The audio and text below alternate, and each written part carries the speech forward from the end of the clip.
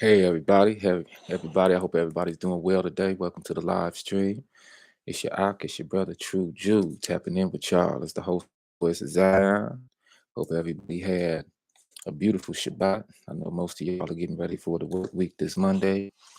I said, we're gonna talk about some things tonight. Don't despise discipline is the name of tonight's lesson study, and I feel like it's very pertinent and important for us to talk about this evening, for this to be brought out this evening, especially as we're looking at the Gregorian New Year that just took place. Uh, it's officially 2023 on the Gregorian New Year. Um, those of us who are new to the truth might still be getting acclimated to what it means to be a Hebrew Israelite, let alone all of the feast days and getting back to the law, statutes, and commands of the Most High, and really looking at things from a scriptural perspective. So I know this would be new for you as far as, oh, so you mean to tell me we're not supposed to be observing New Year's and New Year's Eve either? And so I know that might be a surprise to a lot of folks. But yeah, we're not dealing with the so-called New Year's Eve, simply because we know as we get acclimated deeper into the truth that in the dead of winter, nothing is actually new. Of course, unless you bring forth life that is uh, through your womb, in your loins, But other than that, we know nothing is new per se here. We know that everything is in hibernation and everything has been cold away for the next, 2 to 3 months in order for the regenerative process to take place, so that when springtime comes and life springs forth from all that has been placed into hibernation, we then know that newness, uh, the new year has begun. And so we look at springtime as being the new year as Hebrew Israelite people, because we know that is when the newness of the year actually comes forth. And that's when we know that once that newness comes forth, we have the opportunity to plant seed. We have the opportunity to begin doing the work that it takes to cultivate the land and get our crops planted again, ready for the harvest later on in the year, right? So let's start off with petition to the Most High, just giving thanks, honor, and praise to the Most High, and then we'll begin the lesson. Barakatah Yahweh Eloheinu Melech Halam Asher Kitshanu. Okay. B'mitzvah Tazal Watziwanu Al Mitzvah Zitzi, for the Zitzi that we have on today. Barakatah Yahweh Eloheinu Melech Halam Waruach HaKodesh Ba'Shem Yahshua Mashiach. Okay. We give praise to the Most High, the Ruach HaKodesh, to Yahshua Mashiach for this lesson. Hope that it's edifying. Hope that we're able to get to the nitty-gritty of this topic today. And we hope that this word goes forth to the four corners of the globe, waking up those lost sheep of the house of Israel and edifying all of those who are curious about what the word has to say. Okay. Do not despise discipline. Last night, maybe it was actually this rising before I woke up, before I was awakened. But I had a dream. I had a dream. A couple of my old partners was in the dream, and we was getting ready to head to Tennessee. I still don't know why we was getting ready to head to Tennessee, but we was getting ready to head to Tennessee. What's up, brother D Warner? I hope all is well with you on the home front family. For some reason, we was getting ready to head to Tennessee, and I thought it was interesting. You know, it wasn't a specific place like Memphis or Nashville or anything like that. What's it, Knoxville, Tennessee, too, ain't it? It wasn't any place that I actually knew. We was just headed to Tennessee. So I woke up, and when I logged into YouTube today to answer a couple comments on some videos and the post that I did, it was a Vlad TV video up there, featuring Crunchy Black from 3 6 Mafia. I don't know if y'all remember Crunchy Black, but he's one of the members of 3 6 Mafia. And he was getting up there. The video was basically talking about the appearance of the devil.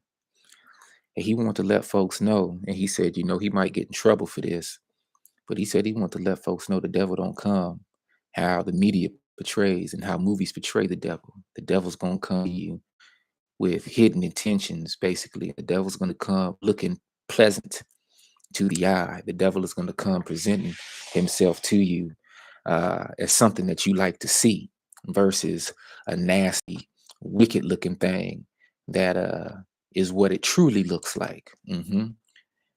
And so this video is about 4 minutes long or so. And I just so happened to watch it because I was like, wow, that's wild. I just had a dream about Tennessee. And now here goes this video of Vlad. And I'd seen this video probably a year or two ago, whenever it was recorded. But for it to pop up on this channel in the thread, I thought that was interesting because I hadn't really watched Vlad TV on this channel. So it pops up and I'm like, okay, that must be, why I had Tennessee dream maybe. And then about 30 minutes ago, I'm scrolling on Yahoo after I'm getting my mind right for this lesson. I just went to go to Yahoo real quick news, and sure enough, up there they say that Gangsta Boo was found dead today. Now, Gangsta Boo is one of the founding members of 3 6 Mafia. She was one of the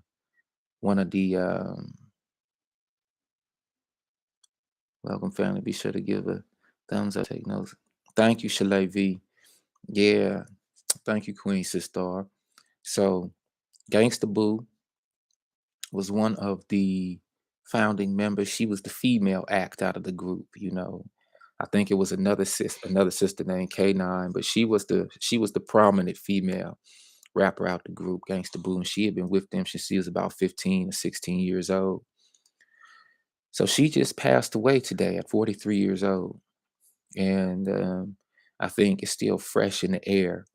It's still fresh in the air, and so I don't know if you're gonna find too many YouTube news outlets speaking on her passing. You might find some hip hop sites or hip hop channels that's speaking on her passing.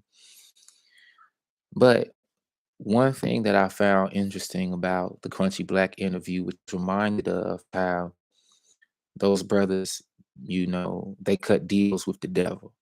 When you think about the name of their group, 3 6 Mafia, it's 666 666 Mafia.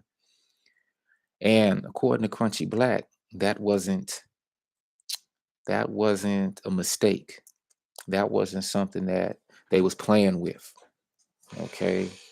They were serious. And Crunchy Black actually said that they met the devil and that, there was some things said between them and the devil that would help position them in hip hop. Now, this video, this live stream, this lesson isn't about 3 6 Mafia.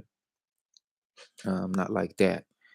But when I had the dream about Tennessee, I didn't really know to what extent the dream was going to be talking about. You feel me? So when I got to seeing today's news and finding out that the sister, Gangsta Boo, had basically passed away at the age of 43, it was a very interesting turn of events, to say the least, especially knowing what group she's a part of, and especially knowing how this year on the Gregorian calendar is just now starting off.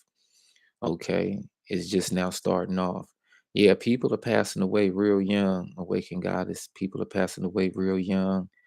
And what's interesting about Gangsta Boo is, she has a lot of imagery up of her throwing up the devil horns on her forehead, and she was really into it. So much so that one of her nicknames was the Devil's Daughter. Okay, so they weren't hiding who they wanted to be and who they were affiliated with in that respect. And it's no telling if there was any nefarious activity behind her death. I actually got a chance to see her last live video. And her last live video, she was talking to her fans, I think, on Facebook. And this is like yesterday. Well, it's depending on where you are right now. It could be, around 10 o'clock, 12 o'clock, 1 o'clock, or you might be in the UK or someplace across the world. So forgive that of me. But nonetheless, yesterday on the 1st of January, she had went live. No, no, no, not the 1st of January, New Year's Eve, excuse me. So on Sunday, well, on Saturday, on Saturday now, she had went live and she was on there and she was talking about how she was happy to be making music in the studio, and she was talking to her fans. She didn't really know that the platform she was on was so lit, and that she could reach so many people. She seemed content with her life. She seemed very happy about where she was in life and what she had planned. I believe she had an album coming out too, very soon. So I don't know who's in control of the album. I'm sure she's finished because I think she wanted to do it, release it sometime earlier this year, 2023. So she was promoting the album. And usually, me being in the music business the way that I am, I know that unless she was fully independent, there was more than likely somebody that was going to control the narrative of that album and control how it was going to be released, marketing plans, and all of that. And more than likely, it was some more people in her pocket in regards to that album, okay, that would benefit from its release. And being a part of a group like Triple Six Mafia and not having heard anything as far as sacrifices in some years now, or potential sacrifices of people who are associated with them who are no longer here. Um, it's quite interesting. I think Crunchy Black had a child that passed away a year or two ago. One of his daughters, I think. Now that I think about it, so the point that I'm making is, she was known as the Devil's Daughter, and she was known as a more vocal, or sign wise, and how she would promote the group and throwing up the devil horns, and she was one of them types of folk. But the other day she seemed very alive, and so we don't know how she passed away yet. um I'd like to send the condolences to her family, those who wasn't involved in anything spiritually nefarious. But nonetheless, I know that she was, based off of what she exhibited.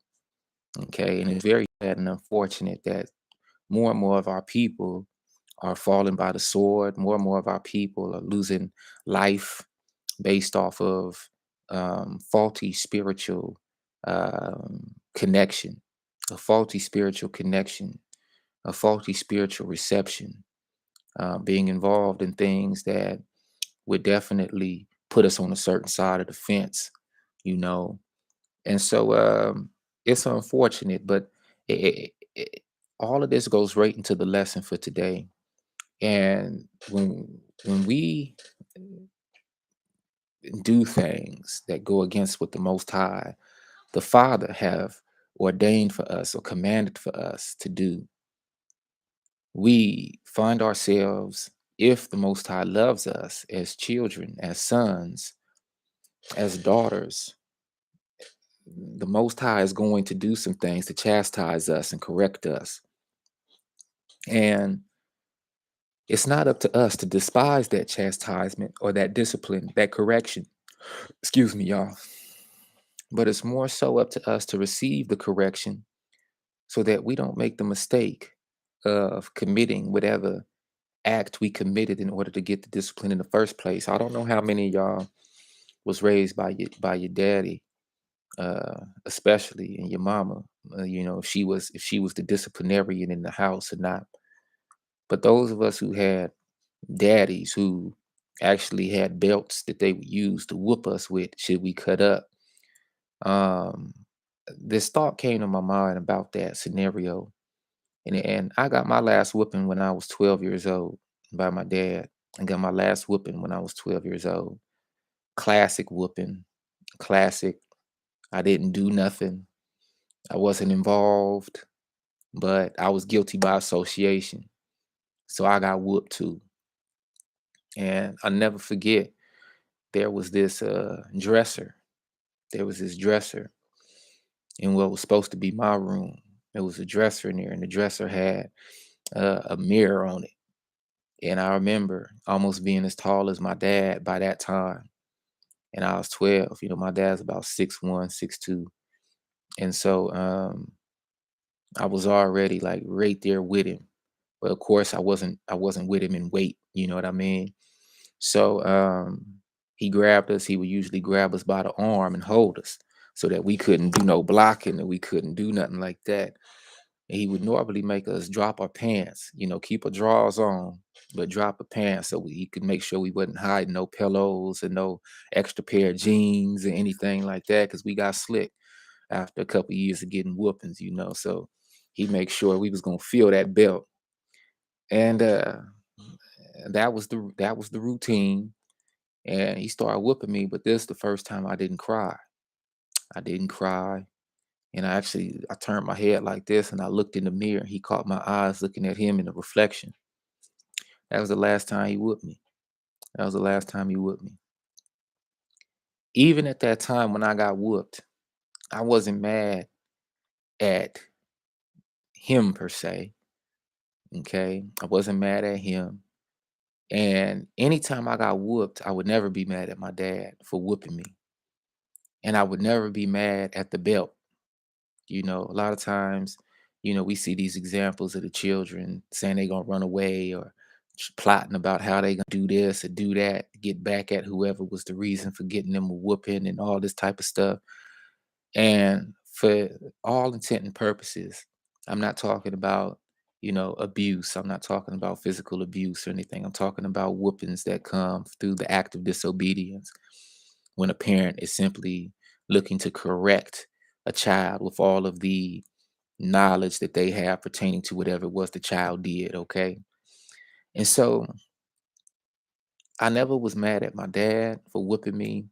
I never was mad at the belt for whooping me. I would always just sit back after a whooping and I would say, okay, what was it that I did to get whooped? And let me make sure I don't do that again. Okay. So that's normally what it would be. It would be, let me make sure that I don't do this again. Okay, let me make sure that whatever it was that got me whooped, and I take note of that, and I stay cool. I stay cool off of that. I don't do that no more. And when we talk about disobedience to the Most High, we talk about what we need to do to hold ourselves accountable. We're talking about physically and mentally destroyed people, and quite frankly, even a spiritually destroyed people, but not a spiritually extinct people. When we talk about the children of Israel, we're still here. It's just that many of us have gone completely in the ways of wickedness. Many of us have totally given ourselves over to wickedness. And this is not a new phenomenon. Okay. It's not a new phenomenon. As a matter of fact, I wanted to reference something in Exodus, Shemoth, as we say in Hebrew, but in Exodus chapter 32, there's an account of Moshe coming down from the mount after the first meeting with Yahweh and seeing the children of Israel taking the gold and Aaron basically making a golden calf for the children of Israel and the strangers cleaving them to worship this golden calf. And it was to the dismay of Moses, of Moshe, that this was happening. The whole time Moses was up at the mount, it was about 40 days and 40 nights. Okay. And the children of Israel were growing weary of Moses being up there for so long. They thought Moses might have forgotten about them. They thought that Moses probably died, never was coming back down. They didn't know what was going on with Moses because they was too scared to go up there to find out. So Moses finally came down, and come to find out, the children of Israel then commissioned Moses' big brother, who's eventually going to be a priest of Israel, to formulate a golden calf out of all the jewelry and all of the gold and all of the silver that they weren't aware of, that the Most High was asking Moses to collect. So the whole time Moses is up on the mount getting instructions from the Most High, one of the instructions was to go back down and collect all this gold and all this silver, all this bronze and stuff, all these jewels, in order to make a dwelling place for the Most High, in order to make the Ark of the Covenant and how it was supposed to be constructed, inlaid with gold, and the gold bars that were going to hold up the ark, and the cherubim over the ark, and the lid. So the Most High had another purpose for the jewelry, is the point. But the children of Israel were so hasty that they didn't stop to think maybe Moses is getting instructions that he's going to come back down and share with us. Instead, they took all of that gold that was originally supposed to be allotted for the building of the ark, and they used it and sacrificed it to build a golden calf, okay, to worship. So that, of course, made Moses mad, but it made the Most High madder. And so the Most High was like, man, I should just destroy all of y'all. And Moses, I'll destroy all these children of Israel. I'm gonna make you the king of the nation. I'm gonna make you the one who the nation comes to. And Moses had to beg, no, please, please, please, Most High, don't do that. Just, you know, punish them and blot me out if that's the case. Don't punish them, but blot me out if that's the case. And so Most High was like, nah, your name is good with me, Moses. Your name is good, but we're gonna have to do something. We're going to have to do something about this because this is unacceptable. So what Moses did, um, he went back down the mountain. This is where we get Exodus 32 and verse 25. And Moshe saw the people were loose, for Aaron had let them loose to their shame among their enemies. Okay. So Moses is seeing, whoa, whoa, whoa, whoa, whoa, whoa. Bro, big bro, what is you on? Like, why doing this? Why did you lead these folks like this? Because now our enemies is gonna despise us even more because they see us worshiping and us. I wasn't even here, bruh. I wasn't even a part of this. You knew I was up there on the mount, but now I'm back down here and I'm representing all of us to the Most High. And now I'm up here looking at y'all cutting up, worshiping a calf, a golden cow that didn't nobody tell you to make. I've been leading y'all all the way up to this point by the grace of the Most High. And now I come back down and y'all done cut up and started acting a fool. So Aaron is like, my bad, bruh. They asked me to do it, so I did it. And that wasn't going to be good enough. And so I want the understanding, and overstanding of what I'm about to read to be felt. This message, I'm real big on the children of Israel. And what does that mean? Okay. The Most High calls the children of Israel. Normally, when we see that term in the scriptures, normally we're talking about the men of Israel. Okay. This isn't misogynistic. I'm not trying to be, toxic or nothing like that. Um, yeah, I would have come down mad too after everything that had just happened. Most definitely. Most definitely. But I want y'all to realize something. When the Most High refers to us as the children of Israel, okay, he's talking about the men. He's talking about the men of Israel, okay, the men of Israel. And so we have to keep that in context. And I'm gonna show you what that means real quick. So just listen. And Moshe stood in the entrance of the camp and said, who is for Yahweh? So now he's in the midst of the camp, one of the camps of Israel. Actually, at this time, all of the Israelites were conglomerated together. Moshe hadn't got the instruction yet to separate the camps by the banners of their fathers. So the 12 tribes were all together. We don't get them separated in separate camps until Numbers chapter 2. Okay. So, and Moshe stood in the entrance of the camp and said, who is for Yahweh? Come to me. And all the sons of Levi or Levi gathered themselves to him. So it just so happens that the tribe of Levi or Levi is the same tribe that Moses and Aaron belonged to. And it was those group of young men, all of the sons of that camp of Levi or Levi, how you would say it for real in Hebrew, who came to Moshe. Now, check this out. Check this out. And he said to them, thus said Yahweh, Elohim of Yisrael, each one put his sword on his side, pass over to and fro from gate to gate in the camp, and each one kill his brother, and each one his friend, and each one his relative. So, right there, we see that the sons of Levi are being commissioned now to kill their own brothers, their own relatives, and their own friends. Anybody who did not stand with them when Moshe called the children of Israel forward, not knowing why he called them forward. It just so happened that the sons of Levi or Levi came forward. Now, listen to what they're commissioned to do by Moshe, according to Thus says Yahuwah. And he said to them, Thus said Yahuwah, Elohim of Yisrael, each one put his sword on his side, pass over to and fro from gate to gate in the camp, and each one kill his brother, and each one his friend, and each one his relative. And the sons of Levi did according to the word of Moshe, and about 3,000 men of the people fell that day. Okay.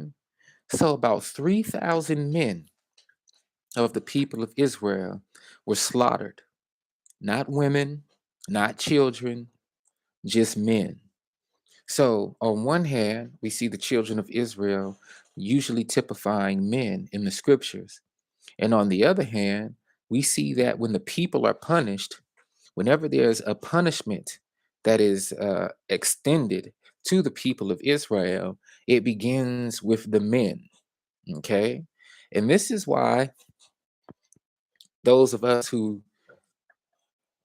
are awakened to our condition and we see certain things that are distracting and disruptive to our growth, we usually, the more toxic males of our people will blame the woman for everything that happens and blame the woman for the downfall of our culture, will blame the woman for the downfall of our society, as if the woman chose to be a single mother, as if the woman wanted to have 3, 4, and 5 children, and by all these different men, and wasn't just going with the flow that they felt was best for them at the time, as opposed to the men of our people group actually taking responsibility as true leaders and as men and changing the narrative. Okay, I'm big on that. I'm big on remembering that whenever we point the finger, yeah, we still gonna get to it, brother. We still gonna get to it because what happened in the past is happening again. The scriptures tell us that there's nothing new under the sun. And so we have to remember this, that the things that happened before were always a shadow of the things to come. Okay, whether they were unrighteous or whether they were righteous, they were always a shadow of the things to come. And when we talk about the children of Israel being led through the wilderness, getting ready for the first kingdom, we're after an exodus, right? We're going to be gathered from the four corners of the world soon, in this age, in this time, and we're going to be called to go through the wilderness. And 2/3 of our people are not going to make it. So what does this mean, brother? What does this mean, family? I need y'all to really hear me on this. We talk about salvation, and I know in the Christian church, it's come up to the altar, say you believe in Jesus, whatever sin you commit from this day on, purposeful or not, most of the time it's conveyed as purposeful sin. It's okay to sin as long as you ask for forgiveness, and boom, Jesus forgives you. All your sin was nailed to the cross with Jesus, right? You don't have to do anything after that. You don't have to keep the law, statutes, and commandments. You can live freely as long as you said you believed in Jesus. Well, that's a farce. We know today that the letter J didn't even exist until 1526. That's the 16th century. The letter J didn't even exist until then. We know that the name of Hamashiach is not Jesus, but Yahshua or Yahweh. If you're talking Paleo, Yahweh Shayi, if you're talking about Paleo Hebrew. So, not to get too deep off onto that side and go on to a tangent, salvation when you correctly read the scriptures, is multifaceted. Okay. And it goes something like this: the children of Israel have been scattered to the four corners of the world. That happened due to our disobedience to the Most High. And as a form of chastisement and discipline, we were enslaved, and all of those of our enemies were put over us, ruling over us, and we would be in want of all things, and all things that we wanted, all things that we needed to thrive or at least to survive in our captivity would come through the hands of those ruling over us. Now, Yahshua came in order to be our redemptive principle, if you may. Okay. Yahshua came in order to correct everything that the children of Israel, his forefathers and mothers, his peers, his kinsmen, did in order to sin grossly against the Most High. Okay. And when we think about the sacrifice that he laid his life down through and in, we begin to get a clearer idea that that salvation was primarily to go toward the children of Israel, because we were given the law, statutes, and commandments. But what a lot of us don't realize is that Yahshua was also called the second Adam. And he was called the second Adam because he was the perfect man that Adam, the first Adam, was supposed to be. We also know that Yahshua was the lamb slain before the foundation of the world, meaning that when he came and laid his life down, he was the shadow of what was already and what was to come. Okay, in other words, Yahshua already knew what the purpose of his life was in the physical form here, having already been slain before the foundation of the world. Okay. Now, because Adam, and this is where you'll hear a lot of our Israelite brothers on the street, the camps on the street, they won't really say this. And this isn't about who's saying what for the stance of someone's better than someone else. This isn't what this is about. Why I'm saying these things. Why I'm saying these things is that was actually part of the inspiration for Do Not Despise Discipline for this lesson. Okay. And I'm going to do my best to get to it. But when Adam sinned, you have to remember that Adam, as the man, okay, before Eve ever existed, before Hava ever existed, Adam was the one who was given the commandment directly from the Most High not to eat of the tree of the knowledge of good and evil. Eve didn't even exist yet. Okay. Eve, as the woman, was considered the weaker vessel. Now, we know, technically speaking, that the woman's body is very strong. Okay. We could be the strongest man on earth, but we'll never be able to carry a child for 9, 10 months and push the baby out. Okay. We'll never be able to do that as men. Our bodies weren't formed for that. Okay. But when we talk about the physical strength of a man outside of childbirth, we know that men are the stronger vessel. Women are also considered the weaker vessel because of the nature of how a woman thinks. Okay, this once again, trigger warning, disclaimer. It's not about misogyny and toxic masculinity and all of that type of stuff. I'm your bruh True Jew. This is about getting to the bottom of the truth, getting to the top of the truth. Okay. Eve was beguiled. It wasn't necessarily up to Eve to keep a commandment that she never received. She was supposed to be led and guided the correct way and managed and overseen properly by her husband. That wasn't the case. And she was caused to slip between the crack. Adam was the one who was supposed to know better because he was the one who directly received the commandment from the Most High. And when Adam saw his wife eating of the fruit of the knowledge of the tree of good and evil, the tree of the knowledge of good and evil, excuse me, he was supposed to stop her and say, "Baby, what you doing? You know we're not supposed to eat that. You know we're not supposed to be on that. Now I got to go to the Most High. I got to go to my Father, and I got to seek forgiveness on your behalf. And hopefully he listen to me. If he don't forgive you, then you gonna mess around and get destroyed, and I'm gonna have a new version of you." See, that's how Adam was supposed to handle that. But instead, he already had a desire to eat that as well. How do we know that? Because he ate from the tree of the knowledge of good and evil. And the first thing that he did when he said when the Most High questioned what he did, he blamed it on the woman. Okay.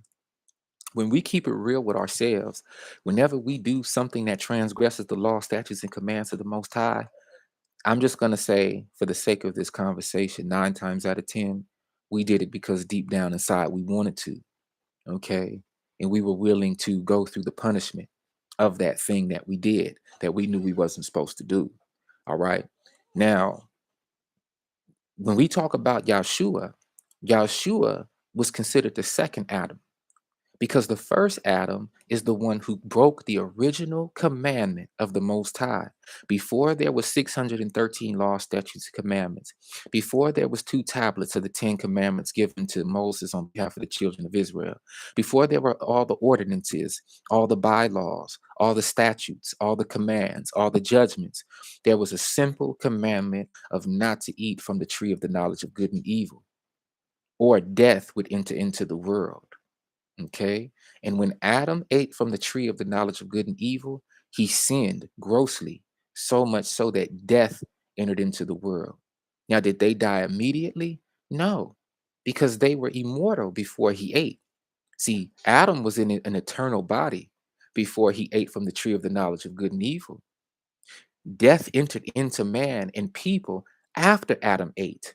And once Adam ate, the body went from incorruptible to corruptible. And this is how death entered into the world. And this is how folks back was living so long. And then slowly but surely, generation after generation, the timelines of people's lifespan begin to shorten and shorten and shorten. Now, in modern time, the scriptures tell us as long as we are doing what we're supposed to do and honoring the Most High, honoring our father and mother, right? We can live 4 score years, or maybe a little more than 4 score years, which is 80 years. 4 scores, 80 years. And some of us who want to live longer are blessed to see 90, 91, 92, 93. Some of us are blessed to see 100. A few are blessed to see past 100. Okay. But in the beginning, people were living to 900 years, 800 years, a long time after Adam sinned the original sin. When Yahshua came, however, as the second Adam, he was to restore everything the first Adam did. Okay.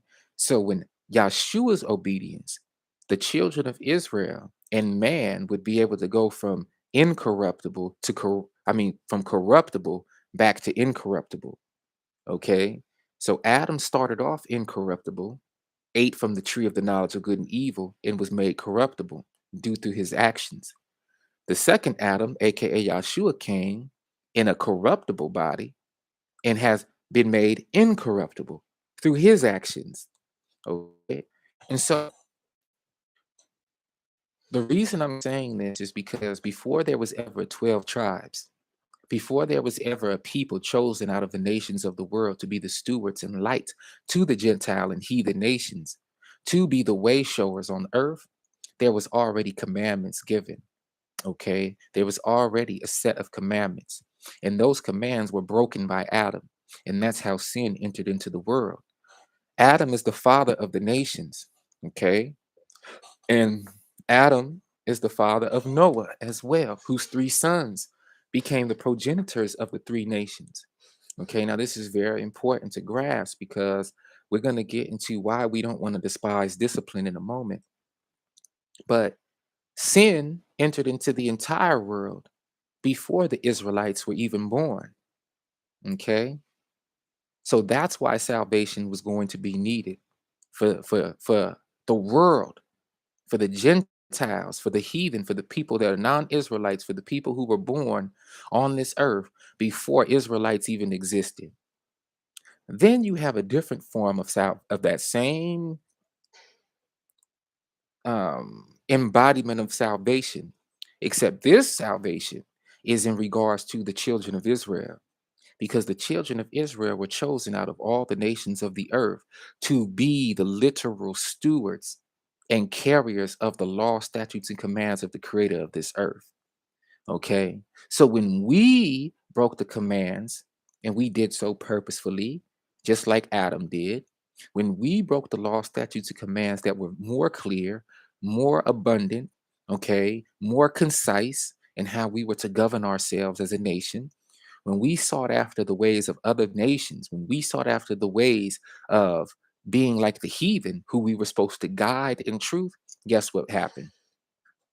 We got punished for that. We got put into captivity. We got almost destroyed, okay, to the point where we're here now.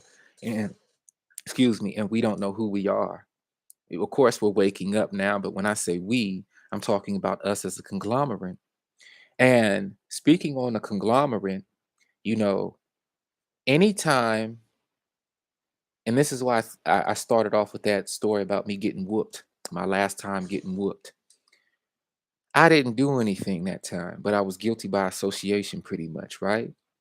And so, even though I was doing the good thing, but still got whooped because I was with those who was doing the wrong thing, it's the same thing when the Most High punishes us as a people. See, because you'll have some of us who say, but, I think I was righteous. I wasn't cutting up. I wasn't acting a fool. Or I'm living good right now. I'm doing everything I'm supposed to do. Why am I still under the curses? Well, it's one for all for one. And I find it interesting that that phrase, it comes from the Three Musketeers, right? And for those of you who don't know, the Three Musketeers was written, that story was written by an Israelite man. Okay. I believe his name is Alexander Dumas.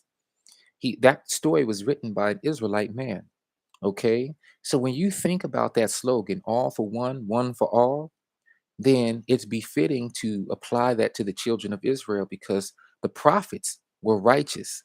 The prophets walked according to the true law, statutes, and commands of the Most High. But many of the prophets found themselves in captivity with the rest of the people. The Most High didn't just separate the prophets from the others who weren't doing right. Nah, the prophets got thrown in there with them. Daniel was a righteous man. Daniel was a righteous man. Meshach, Abednego, they was righteous. They was righteous. Now that was the other two's Babylonian name, but they was righteous. Okay. And yet they found themselves in the midst of captivity with the rest of their people, our people. Jeremiah, a righteous man, and yet he found himself in the midst of captivity with our people. So when we think about how all of us are going to get whooped, or none of us are going to get whooped, this is why I think I have the motivation to speak from this angle so often when it comes to these live streams and reminding the family that, hey, I could sit up here and be preaching all day. I could sit up here and continue to bring forth the truth, or the truth could be continue to be brought forth through me from this perspective and capacity, right? But that's not going to necessarily heal our people. What I do and what I say, what I ingest spiritually is not going to feed you. Okay. And what you eat and ingest spiritually is not going to feed or suffice the next one. All it's going to do is set the example of, oh man, I am getting hungry and I think I want to eat too. So let me figure out what my brother is eating and see, can I get some of that cook up so I can eat myself? Okay. If you going down to Jack in the Box, or you going down to Taco Bell, or you going over there to Burger King or In and Out or wherever you go to get your little lunch, and I'm hungry too, but you only got enough for you. Unless you share some of your food with me, I'm not gonna eat unless I go get some myself. And I'm just gonna be sitting there watching you eat your burger and French fries and your milkshake, and I'm gonna be sitting there like, dang, I'm hungry too. But all that food you eating, you gonna feel. Your body's gonna feel. Your tongue is gonna taste. Your bowels are gonna digest. In the same way you ate by yourself, you go, excuse me, you gonna wipe your butt by yourself when it's time to get rid of it. Okay.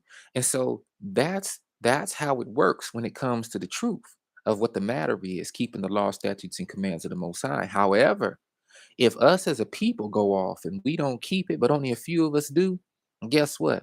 That few is gonna get rounded up with the many, and we all gonna get tossed into the punishment. Okay. Now this is the kicker to that. As we get punished, we don't want to sit up here, and we have to, and this is my brothers who's gonna be out there in the street preaching. This is a call to my brothers who's out there in the streets preaching. And shalom to all the brothers that's out there in the street right now. Shalom, real talk. Real talk. I'll be joining you again soon enough.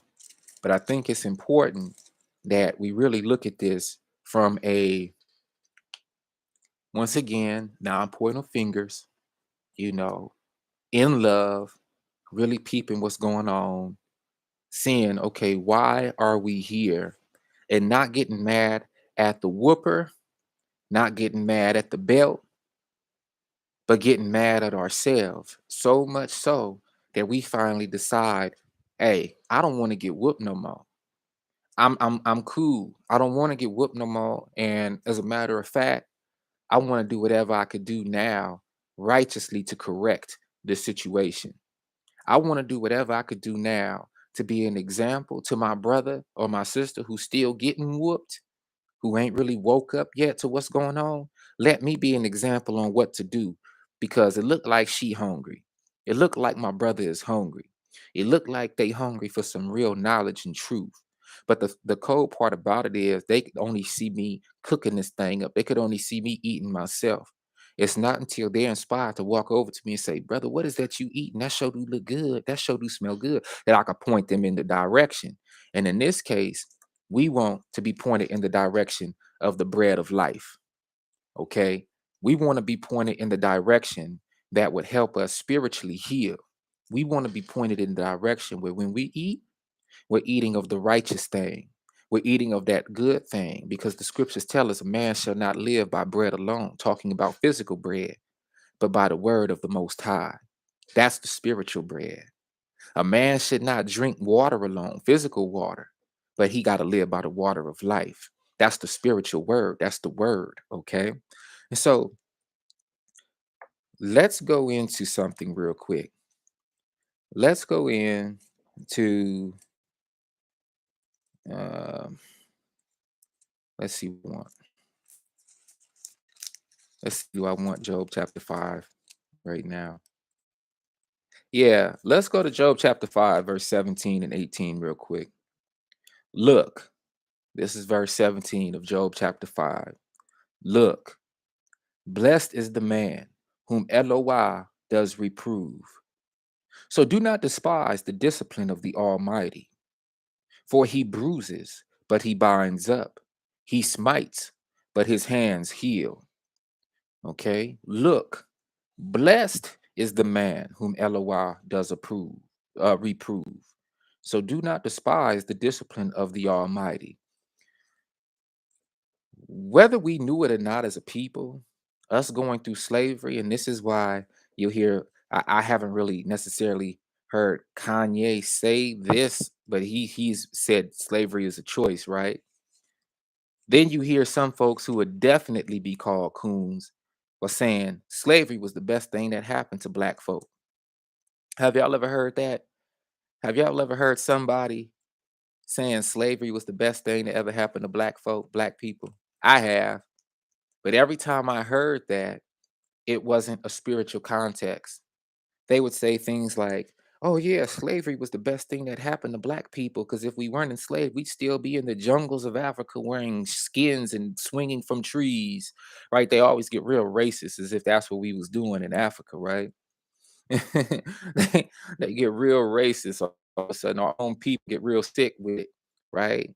And they feed into a racist narrative about our people. But when you think about what's about to come onto this world, and you think about how we have been afflicted and oppressed and knocked down, downtrodden, we've been everything but made to go extinct, right? And that's the blessing. That's the blessing.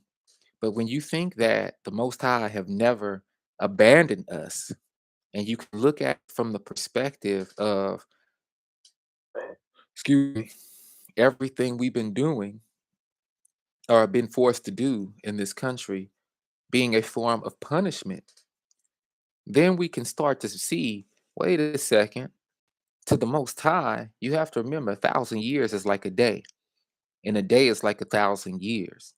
So if this started in 1492, for instance, and it's 2023 now, I was going to say 2022. It's 2023 now on the Gregorian calendar. Let's do the math. 1492 to 1592, that's 100. 1592 to 1692, that's 200. 1692 to 1792, that's 300. 1792 to 1892, that's 400. 1892 to 1992, that's 500. And then 1992 to 2022 would have been what? 1992, 2022. How many years is that? 2002, 2012, 30 years, 31 years. So 531 years. Yeah, you've heard that before. The best thing to happen to black folks was being enslaved, right? So 531 years since we was really first enslaved and this modern time, right? So to the most high, it's just now been half a day. Okay, 1,000 years as is one day to the most high. So when you do the math, it's only been about 12 and a half hours or so, maybe less than 12 and a half hours, about 12 hours, a little over 12 hours to the most high. Okay, I really want you to think about that for a minute. Just think about it. Our punishment for the last 531 years was a long time to us, but to the most high, it was just over 12 hours. That and I want you to think about this. Ooh, this just hit me. Thank you, Most High. Think about this. A person normally sleeps when they're tired. Imagine being so disappointed in your children that you really don't want nothing to do with them. That feeling usually lasts about 12 hours. And it goes away normally when we wake up, right? So you go to sleep angry, or you go to sleep just having to whoop your children to chastise them. And then by the time you wake up after 8 hours, give or take, it might be a weekend. So you're in bed for 12 hours. And then the next time you see your children, you didn't calm down, they didn't got it right. And now everybody's back on square one, right? Well, think about that from the context of the Most High, because we know the Most High wasn't hearing us for a moment there. The Most High wasn't hearing us. And I have this song called Dreaming, and it's basically about the Most High being asleep and not listening to our cry because of our insolence toward the Most High. But guess what? Now the Most High is awakening, and the Most High is getting ready to save us. The Most High is getting ready to hug us and love us again, because we are loving on the Most High now. We are doing and keeping the law, statutes, and commands now. We are moving in a way where the Most High is recognizing, okay, after this time, the children of mine who are still cutting up, they cutting up, but the children of mine who are doing the right thing and who are actively pushing forward in the right way, they're the ones who I'm going to elevate. They're the ones who I'm going to celebrate. They're the ones whose bruises are going to be healed. How do we know this? Let's go back to the book of Job. For he bruises, but he binds up. He smites, but his hands heal. We've been bruised, battered and bruised, like Brother Buju Banton say. Battered and bruised. We've been battered and bruised. And we've also been smited. Okay, we've been smited. But the bruises he binds up. And all of the smiting he heals with his hands. Okay. And so we want to be healed. That's the point of this. But in all of the punishment that we receive, we should never make the mistake of getting mad at the belt. And we should never make the mistake of getting mad at the one swinging the belt. So when we talk about how slavery was one of the best things that could have happened to us, I know that that could be some crazy controversial statement that I make, like, bro, what is you talking about? But in the proper context, when we know that a whole peoples have been literally extincted off of this planet, people have been wiped out, people have been, I mean, literally destroyed, no more, vamoose.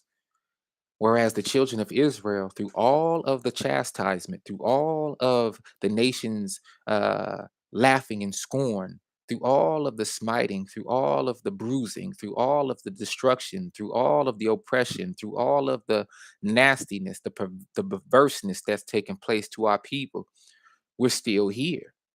We're still here. As if to say, that whooping wasn't so hard, now was it? Because y'all went off on me. Y'all went off on me.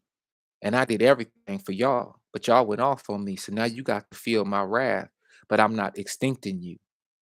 I still love you. And as a matter of fact, as soon as this whipping is done, I'm going to heal you and I'm going to return you to your natural estate as being the rulers of this world. And I'm going to rule alongside you. And correction is going to go out throughout the whole world. Righteousness is going to be restored. Peace is going to be restored. Longevity of life is going to be restored. Okay, so when you think about the other side of that chastisement, there's a reward on the other side. No different than when a parent has to whoop you and then they say, you know what, you learned your lesson. Yes, mama, I learned my lesson. Yes, daddy, I learned my lesson. All right, let's go on down there and get an ice cream cone. Let's go on around there and get you a burger to eat, something that's gonna make you happy and grateful that I didn't knock your head all the way off. Because you know, mom and them could have knocked their head all the way off. And we know this, but that's not the case. Now, when I talk the way I'm talking right now, I know it's heavy. And I know that it's best to let the scripture speak in a situation like this because many folks will misconstrue what I'm saying. And it's always my hope that that's not the case. But we normally need some sort of background in order to help us. A lot of brothers that's on the street right now preaching are sad. Deep down, I'm sad. We're all sad. Those of us who know beyond a shadow of a doubt we are, it saddens me. That's why I work so hard to be a corrective force in the children that come through me. Okay. Because I know that these children are Israelites. Okay. And it's very difficult to sit back, you know, and now I get it when parents say, "Well, it's gonna hurt me more than it hurts you." I get it now when parents say, "It hurts me to see you go off this way, and I raised you better than that." You know, it hurts me to have to see this, and so I don't want to ever be slack in how I raise mine because I know what we are susceptible to do. I know as a people who we are susceptible to being in this planet. So I weep and I have oftentimes been sad about the condition that I see our people in. I was very saddened to hear about Gangsta Boo's passing. Very saddened to hear that. You know, this is a young lady who, you know, in the Bay, we have E40 in the clique, okay? And E40's little sister, Sugar T, you know, she's, for all intent and purposes, she was probably the first female rapper that was part of a platinum selling group. I think, correct me if I'm wrong, but at least on the West Coast, she was the first, and she was young, just like Gangsta Boo was young when she first started. So, but that was she was our version in the Bay. So I understand what it's like to have an all male group and then have a little cousin girl or a little sister girl who joins the group as that female presence. That's Sugar T in the Bay. You see what I'm saying? And I hope she's doing well too. But my point is that it don't feel good to have to see any of your people be taken out due to disobedience to the Most High or due to an affiliation with an evil force, an entity such as Satan. Now, 3 6 Mafia let you know who they are right there in the name. 666 Mafia. So a mafia is a group of criminals. Okay. And now if you add 3 6s to that, you're talking about group of criminals for the enemy of the most high, a group of criminals for Satan service. Okay. No different than that group that banned Kiss with the face paint on and the rockers that play the rock and roll. Yeah, that band's name, Kiss, stands for Knights in Satan's Service. Okay, so whenever you listening to their music, you got to be extra careful and you got to keep your spiritual dukes up because you don't know what's being what we call masked in the music. Okay, now this isn't about none of that per se, but it's to say that our people are still involved in high levels of spiritual wickedness, and our people are still involved in things that whether we knew what we was getting into or not at the outset of it, We seem to have been blessed um, with enough insight to make the correction. Okay, even if that correction was gonna mean that we was gonna lose our social status, we was gonna lose our connections, we was gonna lose uh, the flow of earthly money coming in. We was gonna lose these things. So be it. But we have to make the distinction of correction in order to be healed. Okay, and so it hurts. But a lot of our brothers, including myself, whether it be in private or what spirit just leads us to realize deeply what's actually going on. It's a lot of tears that form, and that those tears, in order to keep from crying, we get out here and we work our hardest within the calling that we've been called. Each one of the brothers that you see on YouTube who could be doing anything with their channels, but who are instead consistently bringing forth the truth, consistently divulging into what the scriptures have to tell us and what the Most High is telling us through the scriptures. Each one of these brothers is doing their best. Even if a brother is led astray or doesn't have the proper insight to what the scriptures are saying, the brother is still doing his best. Okay. And so that's one level of what we have to realize. But two, most of the brother, and I'm talking about Israelite brothers, and I let me say this: the pork chop eating pastor, he's an Israelite too. Okay, he's an Israelite too. This isn't a religion. This is a blood group. This is a biological human people, no different than Chinese people, no different than East Indian people, no different than French people, no different than German people. This is a bloodline we talking about. Okay. So it's not a religion. We are not a religion. We are a people. So we are a people, though, who have been scattered away through many different mindsets and doctrines of religion. So you have one group of Hebrew Israelites who don't even know that they Israelites, who call themselves African Americans, but their religion is Christianity. And then the subset of religion could be Baptist, Protestant, Kojic, you know, Presbyterian, whatever their sub denomination is, right? Of that religion. Some of us are Muslim, okay? Some of us are Sunni, some of us are NOI, okay? It's like it's whatever, but we still as a whole haven't realized that our actual people group is not African American, it's not black, it's not Afro American. It's not Negro. Okay. It's Israelite. And so, those of us who know that we're Israelites, it hurts us to our core to see our people move in a certain way, especially when time is so short. Remember, I just used the analogy of the 12 hours. And it's only been about 12 hours, long enough for someone to get a full rest before getting up and going to work, right? And the Most High finna start going to work, y'all. And this is what folks ain't getting. But that other form of the salvation that I was talking to earlier, it has to deal with us being gathered as Hebrew Israelites, scattered from the four corners of the world and being gathered back in the second Exodus, the greater Exodus, and being passed under the rod, okay, the rod of the law, statutes, and laws. During the second Exodus, there's going to be no mistaking the supernatural presence of the Most High for any of our people who ever doubted. During the second Exodus, there's going to be no mistaking the seriousness of keeping the law, statutes, and commandments. However, people are still going to be given the opportunity to adhere to the law, statutes, and commandments or not. And unfortunately, in Zechariah chapter 13:8, well, fortunately for those who are curious about the truth, but unfortunately for those who are still going to dissuade the truth and stand away from it, two-thirds of our people, after that first leg of the salvation of being brought out of the four corners of the world and being brought into one conglomerate of people again, so we could see our brothers and sisters, Israelite brothers and sisters, and fully know who we are. Like, whoa, this is really happening. When that happens, we're going to get passed under the rod of the law, statutes, and commandments. And that is to filter out all of the rebels, all of the hardheads, all of the stiff necks, who even after that supernatural occurrence takes place, are still going to be cutting up in front of the Most High.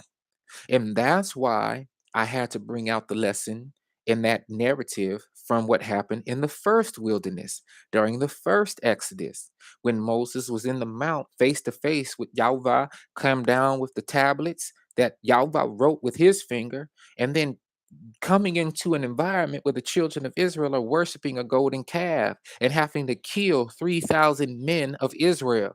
Do you think Moses wanted to do that? Do you think that that was the plan? No, because now the enemy is looking off after they didn't just got smited with plagues.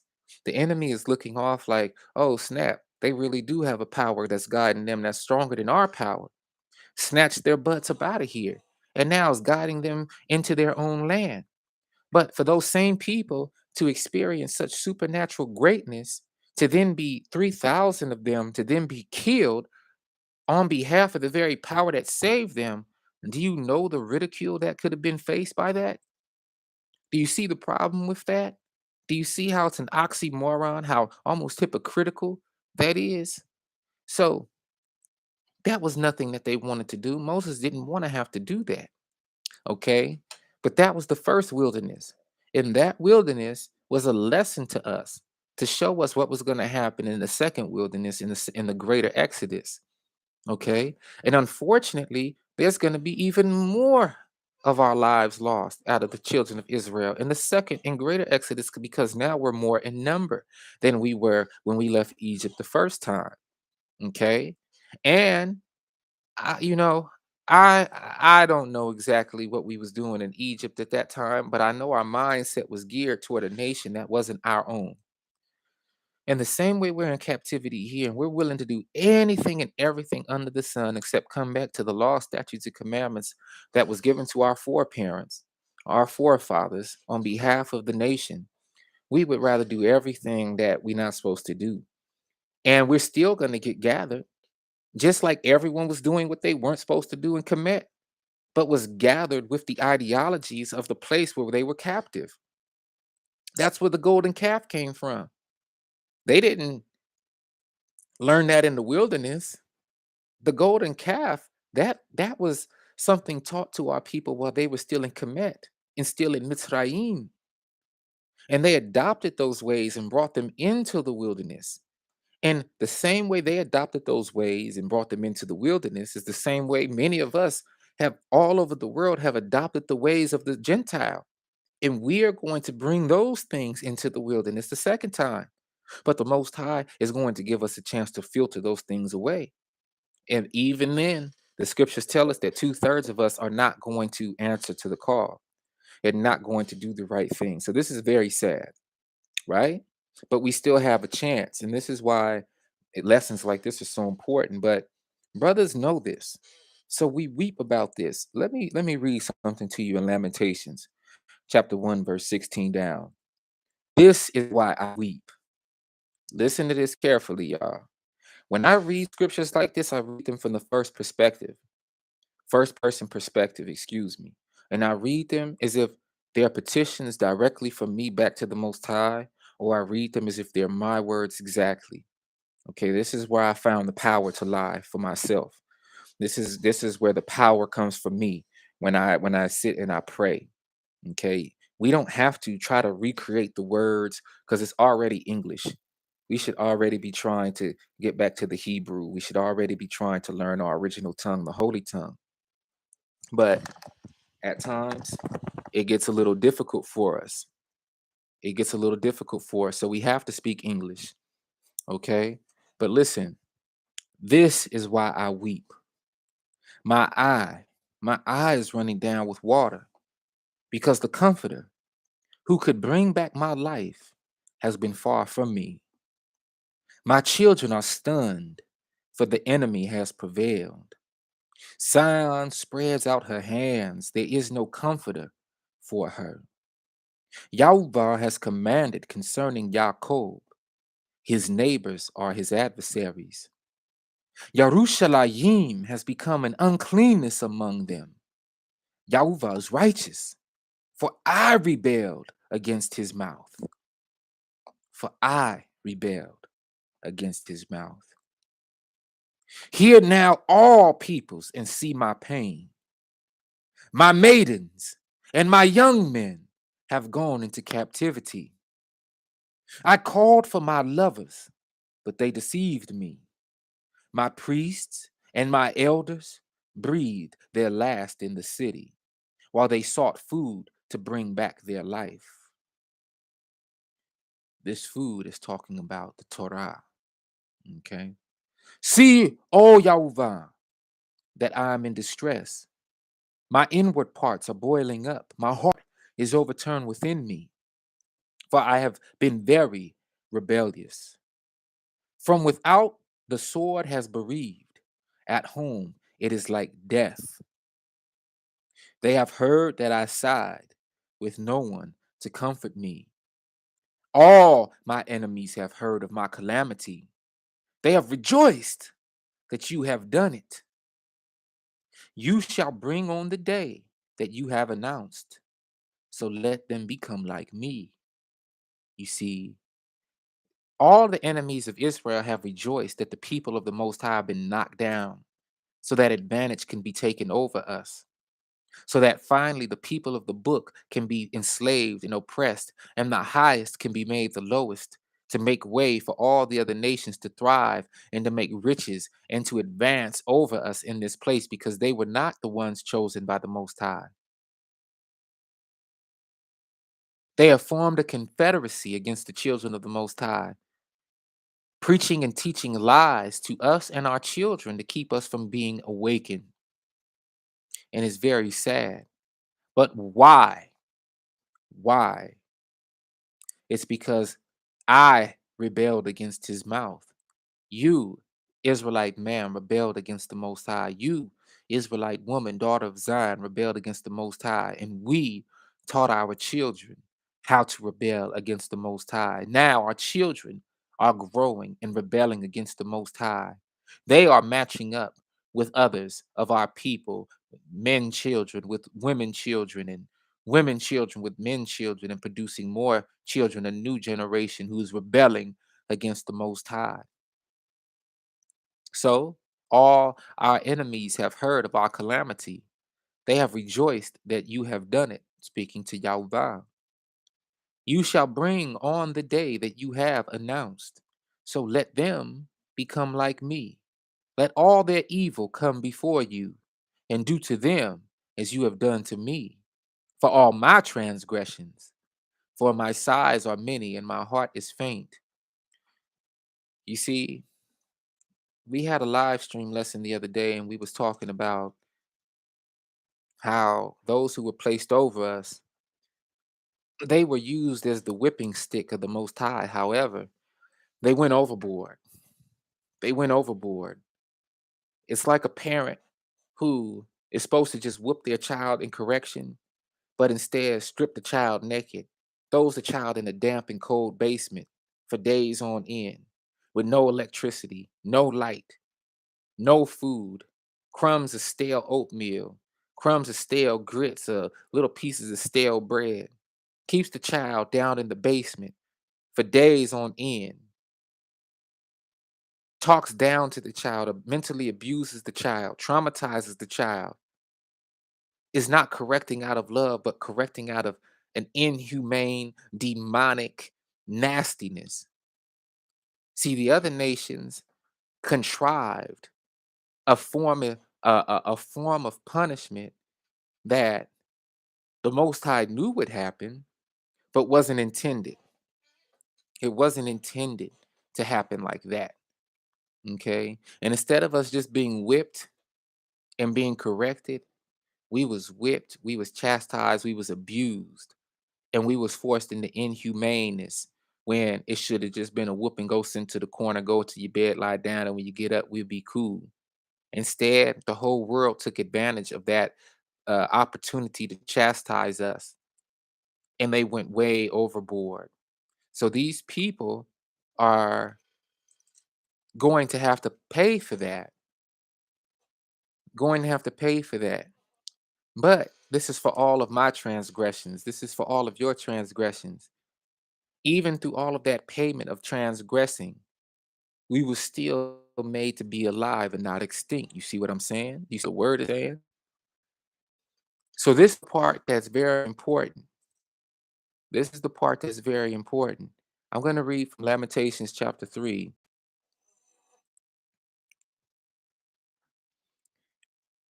I am the man, and this is starting at verse 1. I am the man who has seen affliction by the rod of his wrath. This is Lamentations chapter 3, verse 1. I am the man who has seen affliction by the rod of his wrath. He has led me and made me walk in darkness and not light. Indeed, he has turned back. He has turned his hand against me all the day. He has worn out my flesh and my skin. He has broken my bones. He has piled up against me and surrounded me with bitterness and hardship.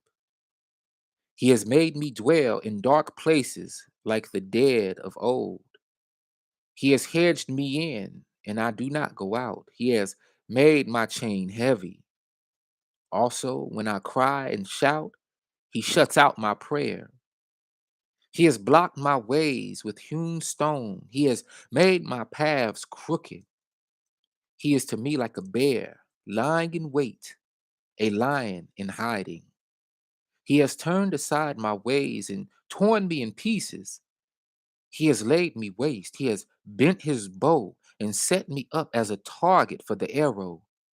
He made the arrows of his quiver pierce my kidneys. I have been a mockery to all my people, their mocking song all the day. He has filled me with bitterness. He drenched me with the wormwood, and he has broken my teeth with gravel. He has covered me with ashes, and you have removed my being far from peace. I have forgotten goodness. And I said, my strength and my expectancy have perished from Yahweh. Remember my affliction and my anguish, the wormwood and the gall. Your being indeed remembers and bow down upon me. This I recall to my mind, therefore I wait. You see, all of these things we recall to our minds, and we have to wait for the salvation of the Most High, recognizing that, wow, if we're going to be saved out of this, we have to eat crow pie and admit that we were wrong. We're going to have to admit that this was our doing. And whatever the white man, the Asian man, the Arab man did, and all the other men who took advantage of us, they just had a free for all on us. They'll have their punishment later. You see, one thing about the Most High is we were chastised now. Being chastised now and accepting that chastisement means that we'll be promoted and elevated back to our original estate in the new kingdom. But for all of those people who are not chastised now, okay, who are not receiving discipline now, they're like people the Most High ain't dealing with. And they're going to have to get chastised at a later time when the new kingdom comes. And it's going to be a flip, a whole role reversal. And this is what the Christian church just simply doesn't teach. Let me continue. Verse 22 of Lamentations chapter 3. The loving commitments of Yahweh, for we have not been consumed. You see, we was slapped up, we was knocked down, we was punched, we was kicked, we was spat on, all sorts of things. But what? We have not been consumed. For we have not been consumed, for his compassions have not ended. They are new every morning, every rising. Great is your trustworthiness. Yahuwah is my portion, says my being. Therefore I wait for him. Yahuwah is good to those waiting for him. To the being who seeks him, it is good both to wait and to be silent for the deliverance of Yahuwah. You see, we're waiting for the deliverance, the redemption of Yahuwah. We're waiting to be redeemed out of the places of our captivity. And to mock, to reverse mock and to reverse the chastisement onto those who was used as the whipping stick is not wise. It's best to be silent. if that's how we have to feel. If we feel bitter toward the whooping stick, we still haven't learned our lesson. See, that's one of the greatest lessons I learned as a son who actually would get whooped by his daddy is that I wasn't supposed to be mad at that belt. I wasn't supposed to be mad at my daddy for swinging the belt and whacking me across my butt. I was supposed to be mad at myself for doing whatever it was that got me in the situation in the first place. That's what whoopings teach us as young men, as little boys. Whoopings are supposed to teach us discipline and correctness and straightness. I know we live in a society right now where whooping is shunned, but we also live in a society where more and more of our young men are getting shot down in the street for having a lack of wisdom, having a lack of sound knowledge in order to guide us even in the street. Too many of us think it's a game, and it's not a game. It's not a game. Okay. So when we can sit down on the one in a group collectively, and we could come to the understanding that, wait a second, everything that we are experiencing right now is due to our own insolence. Let's just admit that we are insolent, hard headed, and stiff necked people. Can we find joy in that? I know it might sound crazy. It might sound crazy. But can we find joy in being hard headed and insolent to the point where our father would want to chastise us? Can we find joy that we have a father that loves us enough to whip us and chastise us and correct us and not consume and destroy us? An all powerful, almighty father who could have easily wiped us off the face of the earth, especially after everything that was done for us. Can we bask in that ambience for a moment and not be bitter toward the oppressor, not be bitter toward the white man, not be bitter toward the president, not be bitter toward nobody except ourselves? Not to stay trapped in a guilt complex, however, not to stay in the murkiness of bitterness and guilt toward ourselves, but to take that action that caused us to be placed into this position, in this condition, this predicament, and put all the fingers on us. Forget pointing with even one. Let's just take all of them, and you take claim. Your brother True Jew gonna take claim for my hold in it. The sister, the Akwath, the Akotim, they gonna take blame. The Akim, the brothers is gonna take blame, and we all take blame for it. Brothers, stop pointing the finger at mama and our sisters. Sisters, stop pointing the finger at papa and your brothers. And let's just admit that we all messed up because we all got whooped. It didn't matter if two or three of us was righteous when seven of us was not. It's the seven that got us here where we at today. And as long as we share the same blood and kinsmanship and kindredness as the seven who was cutting up, guess what? Our Father is a just and righteous Elohim. Meaning, if half of y'all cut up, but the other half of y'all didn't, and I asked y'all as a whole not to cut up, guess what? All y'all getting whooped. You know, when we came up, we had a strict no snitch policy, no tattletelling, no snitching. Oh, I don't know. That's how I raised mine today. I'm gonna keep it 100 with you. That's how I raised mine. Who did that? Oh, it wasn't me. I go down the line. Who did that? It wasn't me, Papa. It wasn't me. I don't know. It wasn't me. You can ask my children right now, even if they know who did it, because I'm not raising no snitches. I'm gonna get to the bottom of it. That's my job as a father, as a papa. But as far as my children and their camaraderie is concerned, oh nah, y'all was all playing. You don't know who did it. If you didn't do it, you don't know who did it. It wasn't me because I'm not raising no snitches. Now you might be like, whoa, whoa, whoa, brother, ain't that kind of extreme? No, it's not. It's not extreme. It's not extreme because they need to understand camaraderie by the time they get old. They hopefully will be here on this earth together longer than I'm gonna be here. You know what I'm saying? I'm their parent. They supposed to be able to bury me. Okay. I'm supposed to raise them to a point where when I reach old age, they still young. You see what I'm saying? They're gonna have to spend more time together. So I want to make sure that they have each other's back and they understand the seriousness of what it means to be siblings. Because that's a whole nother conversation as far as sibling rivalries and all that go. I'm not about that either. Okay. So That's just a little taste of my parental guidance and discretion. But the same thing was true for our Father in heaven. 10 of us wasn't just punished and put into captivity. All of us was, even if we didn't have nothing to do with it. And the same way all of us was put into captivity and spread to the four corners of the world, all of us is going to be recaptured, regathered, and taken up out of our captivities together. But where it's finna stop is in that wilderness the second time. Because the Most High told us 2/3 of our people is not gonna make it. This is why brothers are getting out here so hard. You see, the spirit is on our brothers so tough. And I know it's kind of throwing y'all for a loop. The most stuck in this gangster turfing project babies on earth right now is waking up to this truth. And it's I know it's kind of freaking folks out because just 3, 4 years ago, 10 years ago, we'd have blew your brains out. Excuse me to say that. It'd have been something crazy, right? It'd have been something crazy. Y'all know I don't like to speak like that, but let me drill this point in. These brothers that's on the street ain't no Rudy poos. These not no poop butts that you dealing with. Okay.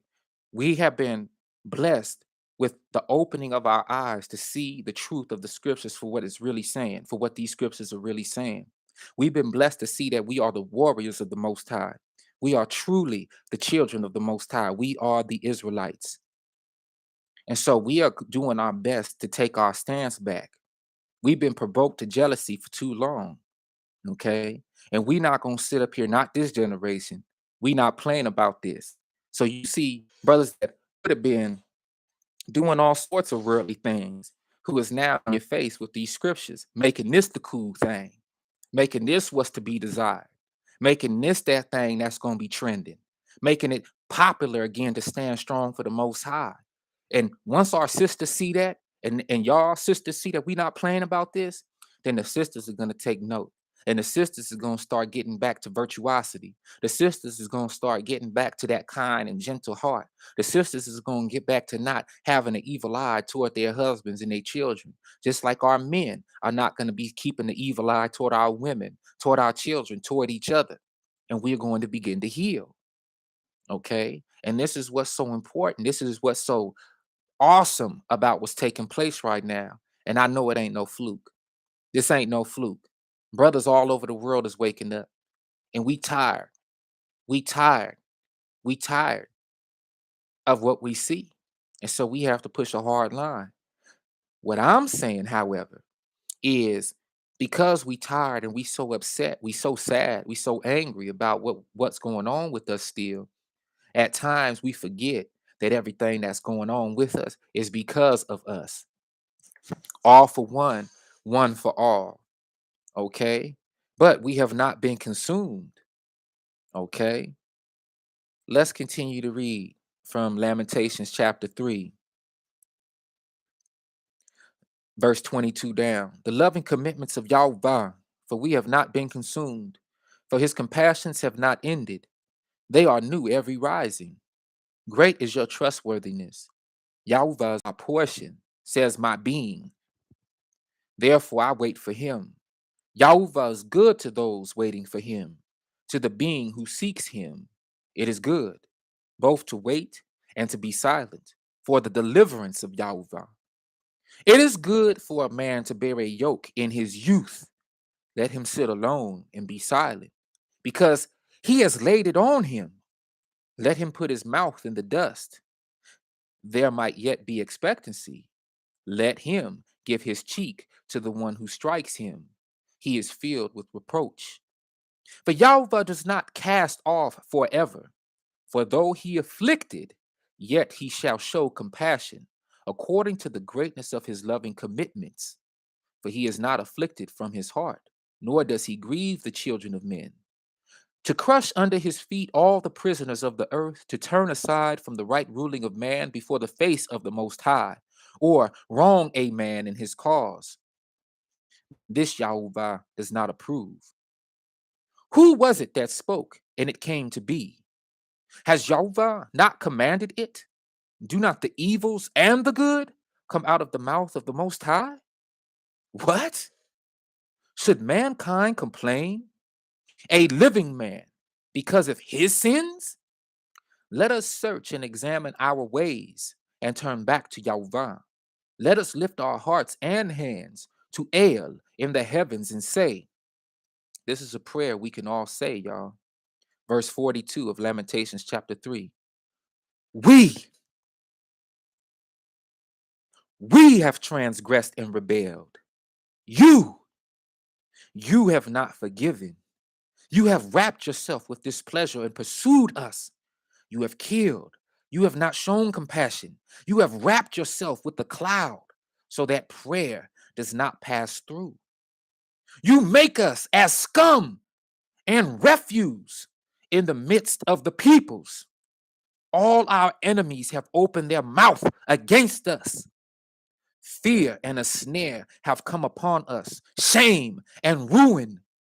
Streams of water run down my eye for the ruin of the daughter of my people. My eye flows out and does not cease without stopping until Yahuwah looks down and sees from the heavens. My eye pains my being because of all the daughters of my city. Y'all thinking about Glorilla. Think about Miss Lotto. Think about the city girls. Think about Gangsta Boo. Okay? Think about all our young ladies out here turning up, dancing in the club. Think about all our young ladies stripping on the pole. Think about all our young women out here being ratchet. That don't hurt your heart? That don't hurt your heart? That's somebody's daughter? That's one of your people's daughters? One of your nieces? One of your sisters? Somebody's mama? That don't hurt your heart? It shouldn't be like this. Until Yahweh looks down and sees from the heavens, my eye pains my being because of all the daughters of my city. My enemies hunted me down like a bird without cause. They have cut off my life in the pit, and they threw stones at me. Waters flowed over my head. I said, I am cut off. Like I must be cut off. I called on your name, O Yahweh, from the lowest pit. You have heard my voice. Do not hide your ear from my groaning, from my outcry. You drew near on the day I called on you. You said, do not fear. Oh, Yahweh, you did plead the case for my being. You have redeemed my life. Oh, Yahweh, you have seen my oppression. Judge my case. You have seen all their vengeance, all their plans against me. You have heard their reproach.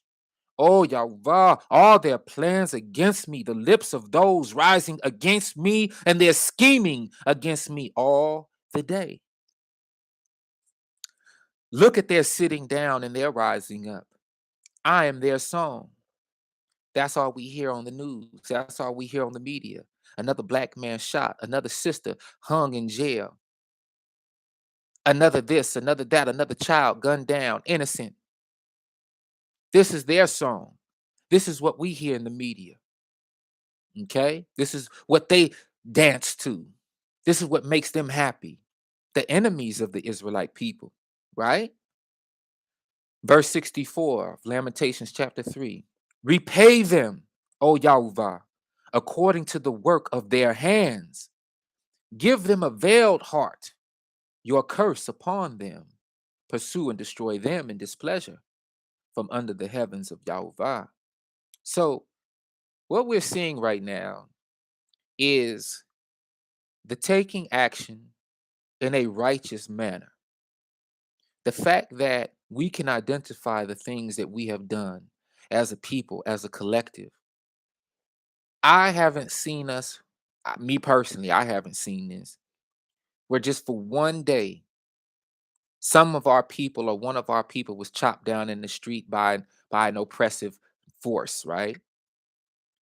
I haven't seen this yet, where we as a people don't blame that oppressive force, but look at every single thing that we did to cause us to be in this position as a people, totally disregarding the force that killed, that chopped down, that destroyed. Just forget that for a second, and let's look at ourselves.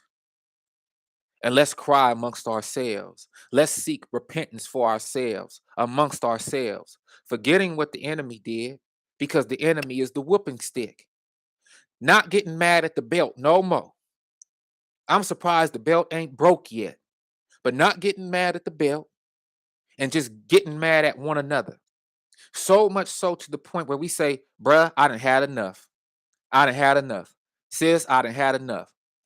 Sis saying, bruh, I done had enough. Mama, I done had enough. Daddy, I done had enough. Bro, bruh, sis, niece, nephew, cuz, I done had enough. Blood, I done had enough. I done had enough. You had enough? I done had enough too, bro. You done had enough, sis? Yeah, bruh, I done had enough. We not worried about what the belt is doing no more. And we looking at the Most High. And we saying, Most High, we done. We give up. You won. We're through. You have had mercy on us to even bless us to recognize this day. We're done. We don't want no more smoke. We've learned our lesson. I'm not gonna be a disastrous, rebellious child no more. I'm done. Watch how quick our redemption come at that point. Watch how quick our redemption come to us at that point. Let's go to the book of Proverbs. Let's go to the book of Proverbs. Okay. Let's go Proverbs chapter 5.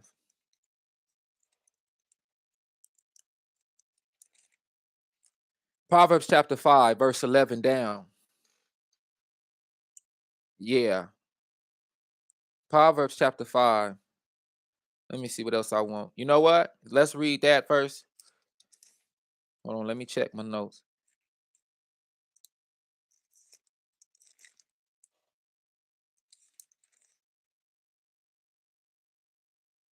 Oh, excuse me, y'all. I want Proverbs chapter 5. Not right now. I want Proverbs chapter 3. Excuse me.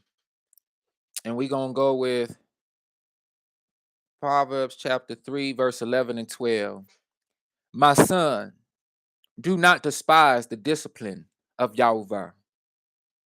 My son, do not despise the discipline of Yahweh, and do not loathe his reproof. For whom Yahweh loves, he reproves, as a father the son whom he delights in. You see, and welcome to all the new folks joining in this evening.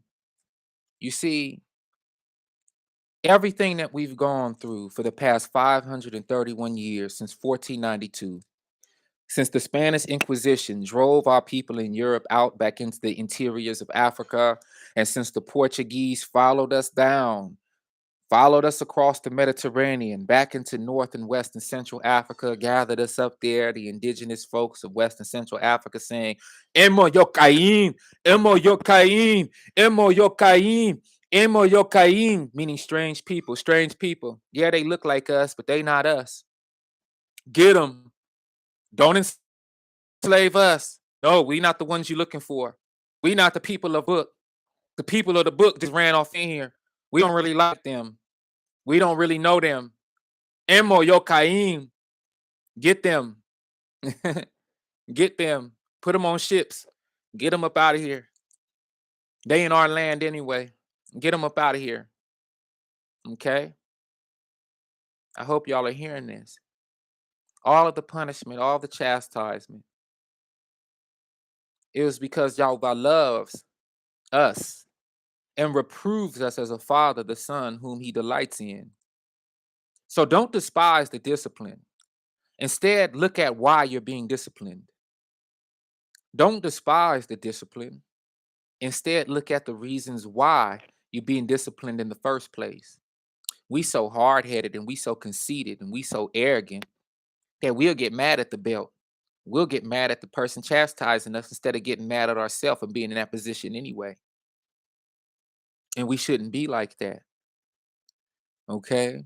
We shouldn't be like that. Let's go to Proverbs chapter 4, verses 1 through 13. Children, listen to the discipline of a father and give attention to know understanding. For I gave you good instruction. Do not forsake my Torah. For I was my father's son, tender, and the only one in the eyes of my mother. So y'all be wondering why I say Most High Mama and Papa. I know some of y'all be wondering why I say that, because it's about divine balance. This is why we were created in the image of the Most High. We all just weren't created males, were we? Or we wouldn't have our beautiful women here, right? And sisters, we wasn't all created females and women, right? Or you wouldn't have your handsome brothers here, right? So there's a divine balance going on, okay? And we get a piece of that divine balance in Proverbs chapter 4. Children, listen to the discipline of a father and give attention to no understanding. Now, verse 1 says, of a father, but we know we're talking about the father. Children, listen to the discipline of a father and give attention to no understanding. For I gave you good instruction. Do not forsake my Torah. For I was my father's son, tender, and the only one in the eyes of my mother. Then he taught me and said to me, let your heart hold fast my words, guard my commands, and live. Get wisdom, get understanding. Do not forget, and do not turn away from the words of my mouth. Do not leave her, and let her guard you. Love her, and let her watch over you. The beginning of wisdom is get wisdom. And with all your getting, get understanding. Exalt her, and let her uplift you. She brings you esteem when you embrace her. She gives your head a fair wreath. She shields you with an adorning crown. Hear, my son, and accept my words, and let the years of your life be many. I have taught you in the way of wisdom. I have led you in straight paths. When you walk, your steps shall not be hindered. And if you run, you shall not stumble. Become strong in discipline. Do not let go. Watch over her, for she is your life. Yes. Hey, Mama Candace. Blessings of love and light to you, dear. Teach my son, for we must learn so we can return back to our Father and he will heal our land. We are the children of the Most High. He disciplines those he loves. Thank you, Wise. Mama Candace, you said it. That's the point. That's the point right there. He disciplines who he loves. And no matter how hard this past 531 years has been, we have to remember that one day is as 1,000 years to the Most High, and 1,000 years is as one day. So when we look at the past 531 years, which is a little over half of 1,000 years, we realize in the Most High's eye, this past 531 years only been about 12 hours in our time. How quick has time been speeding up lately? 12 hours been going like this, haven't it, y'all? So you don't think it's speeding up for the Most High too? The time is almost up, y'all. This is what our brothers such as myself have been doing everything in our power to convey this part of the message. Time is almost up. The Most High is literally waking up. If the Most High ain't wake yet, he getting up. He's stirring out of bed. I'm gonna tell you that. I'm gonna tell you that. And that's why the devil is moving so much throughout the land right now. Because the devil is like somebody that is in a house that ain't supposed to be in the house. And daddy then got up with the 12 gauge with the Mossberg. And the devil heard, that's what the devil hear right now. The devil hear, he hear that buckshot getting loaded up. He hear that 12 gauge clacking. You see what I'm saying? And now the Most High finna be walking through the house looking like, okay, who is this thief in my house? And it's time for somebody to get blasted away. Okay. So the point is, instead of us loathing reproof, let's look at the love of the reproof. How many of y'all play sports in school and you was like, basketball, especially where it's a small squad of people? You got an A team and a B team, and maybe a couple bench riders, but you got an A team and a B team, and in practice all day long, it's the A team versus the B team. And if somebody cutting up on the A team, somebody from the B team getting bumped up. But if the coach don't rock with you and you making a mistake, you should be concerned, because that means the coach either gonna bench you or the coach gonna kick you off the team. But if the coach chastising you all practice and you seem to be the object of ridicule, you can't do nothing right this practice, and the coach just hounding you, riding you, the coach sees something in you, and the coach sees some potential in you and wants you to rise up and wants you to start yakking on somebody here. Yakking mean dunking. The coach wants you to hit them layups the right way, drive to the hole. The coach wants you to start boxing out more. The coach wants you to start snatching them rebounds. The coach wants you to put some more zang on them passes or something that he know you capable of doing. But he gonna keep riding you until you get it. But it's all out of love. And before you know it, you in the NBA. You in the NBA, or you at least in a D1 or someplace, you know what I'm saying? You doing something with that. That's productive, and it's a benefit to you. Okay. So do not loathe his reproof. For whom Yahweh loves, he reproves, as a father the son whom he delights in. So don't sit up there and be angry, and don't get upset like that. But the point is, with all your wisdom, the beginning of wisdom is get it. Get wisdom. That's the beginning of wisdom. You got to know that you need it. And wisdom is not, in this case, is not sitting back, crossing your arms, mugging the belt. If you got whipped by your daddy, would you really just sit up there and be mad at the belt? The belt is an inanimate object. The belt ain't speaking to you. The belt ain't talking to you. The belt is just the tool that your daddy used to whoop your back in. Most of us don't get mad at the belt. We turn around and get mad at daddy for a minute and be mugging daddy and be talking about, I'm running away, dad, and I'm leaving this house when I turn 18, dad. I can't wait till I turn 18 and all that, right? Whole time, your daddy loved you. Your mama had to crack you upside the head with that railroad track. You know, mamas is going, when mamas whoop us, it's going to be a race car track. It's going to be a toy car. It's going to be one of her shoes. It's going to be a slipper. It's going to be a vacuum cleaner cord. It's going to be a wood spoon. It's going to be something. It's going to be a switch. It's going to be something. Daddy usually got that dedicated thing he used to whip your butt with. You know, it's something dedicated. He not just picking up something random. It's going to be something, you know what it is. You know what time it is with daddy. With mom, you don't really know. She gonna throw something at you. It's gonna catch you though. She'll pop you across your big bottom lip. She'll catch you. Mama ain't catch you. You know I'm telling the truth. Mama will catch you. Daddy gonna plan it out, and he gonna make you stand strong, and he gonna make you take the whooping. And you better not hate him for it, because hey, I gave you warning after warning, son. I kept telling you not to cut up, and you kept on doing it. I sat here and I was kind to you. I didn't raise my voice at you. I told you what was gonna happen if you kept on going the way you was going, baby boy. I told you. That's why he said, man, this hurt me more than it hurt you. Because the people outside this house who got to hear you crying and welling and going acting a fool after you done got this whooping, they gonna think I'm in here killing you, boy. They ain't gonna know what you just did. They ain't gonna know we already had an agreement of what we thought was an agreement. Now I got to whoop you and tear your back end up, and now everybody gonna be trying to call CPS on me because I'm raising you to keep you out the street. I'm raising you to keep the police from off of you. I'm raising you to keep you from getting your brains blew out. I'm raising you from keeping you acting like you a thug and a fool out here and actually be productive for our people in these streets. But no, you want to cut up and act like you ain't got a daddy. You want to cut up and act like you ain't got no sound home training. So I'm gonna have to tap you. You see how it works? But that's the love of a father. And what happened when that son raised up and he become a father himself? And he start going through the same thing. He just gonna sit back and laugh. My daddy, boy, oh boy.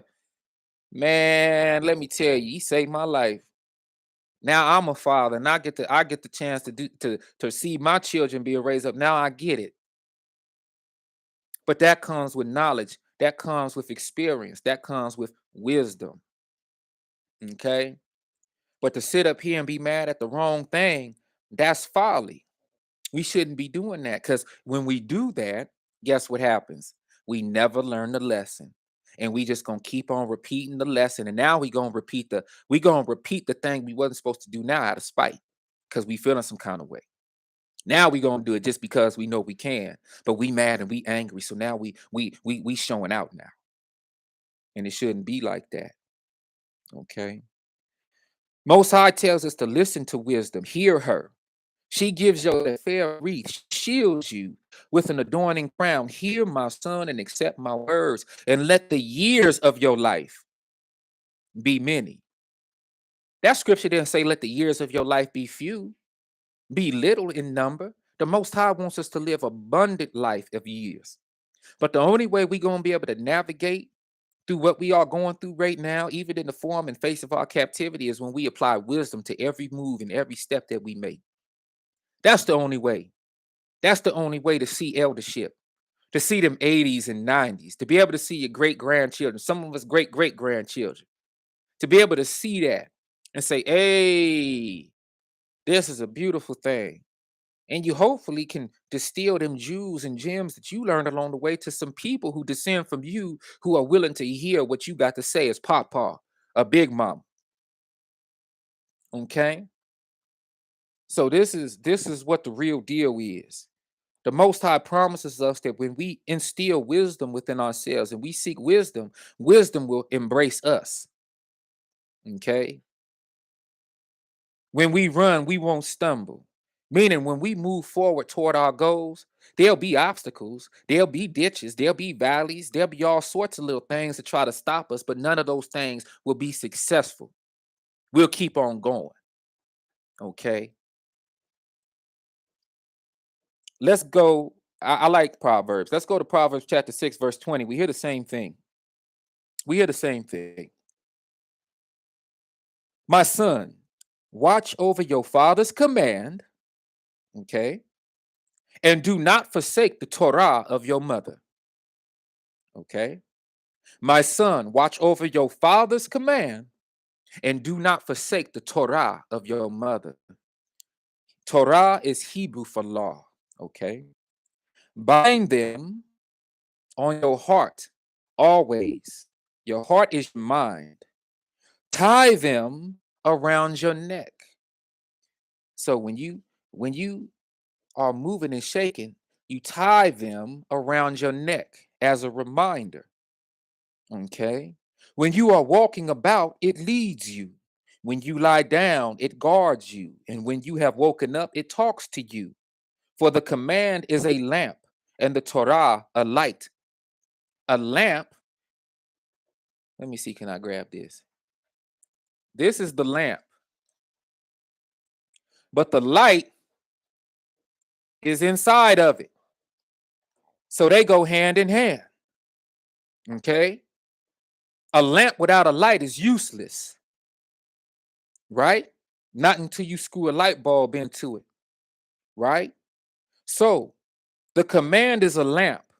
But if you don't understand the command, if the command isn't made clear to you, if you don't have clarification on what the command is detailing to you, then it cannot light your path.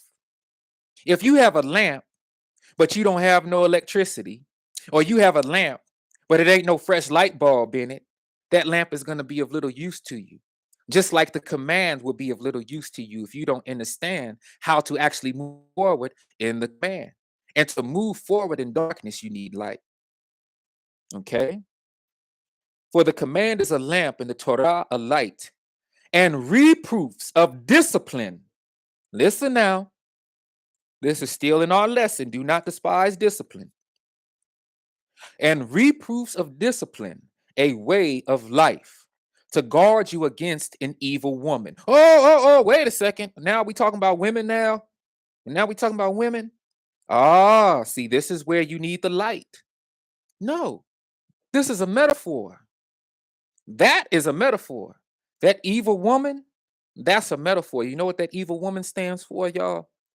That evil woman stands for all of the false doctrines of the world that seek to take you away from the light of your mother and father, your divine mother and father, that seek to take you away from the command of the Most High and the Torah of your mother. Okay? That's the evil woman, not some lady on the street. Okay. Our people have always used metaphor and simile to convey deeper thought, to cause you, the listener and the hearer of that word, to critically think and marinate on what it is that you're being told. It's real easy to get something out the gate, but when you can get something in metaphorical form and then receive the clarification on that thing, it sticks a little longer. It sticks a little longer and a little better. So listen, for the command is a lamp and the Torah a light, and reproofs of discipline a way of life. To what? To guard you against an evil woman, from the flattering tongue of a strange woman. Now, what is this strange woman? On the surface, it would sound like a Gentile woman. Okay, because when we hear strange, whenever we hear strange in the scriptures, you have to remember these scriptures are talking to the Hebrew Israelite people, period, point blank. No different than I go to China and I learn about Confucius. Confucius isn't talking to Northeast African people, Confucius isn't talking to European people. And no one on earth has a problem with that.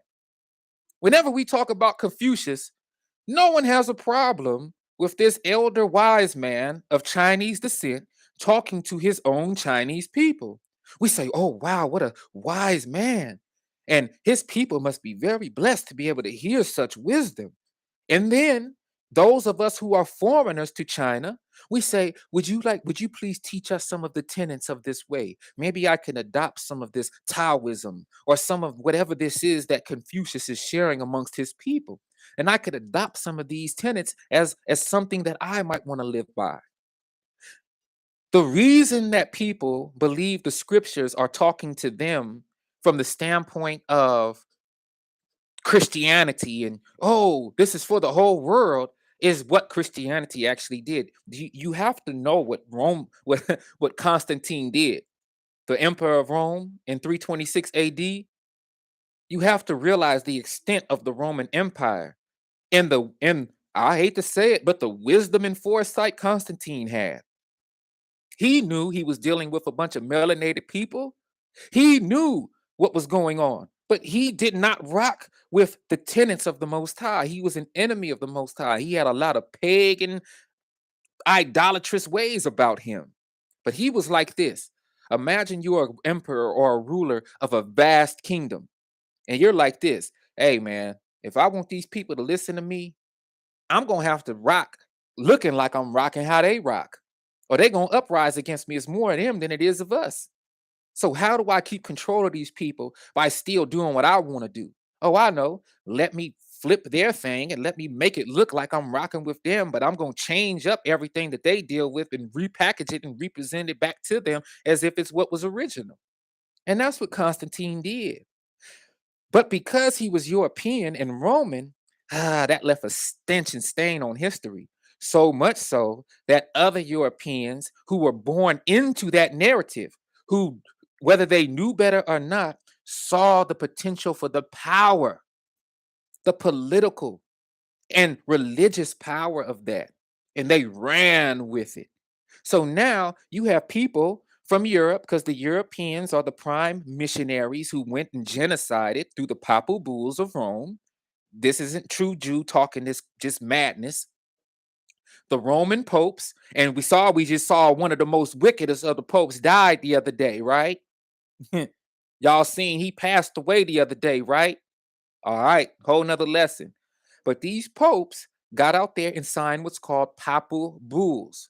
They were decrees from the Church of Rome stating that all of the soldiers of Europe got decreed by God through the Pope, who's acting like the presence of God on earth. That's what Roman Catholicism is all about.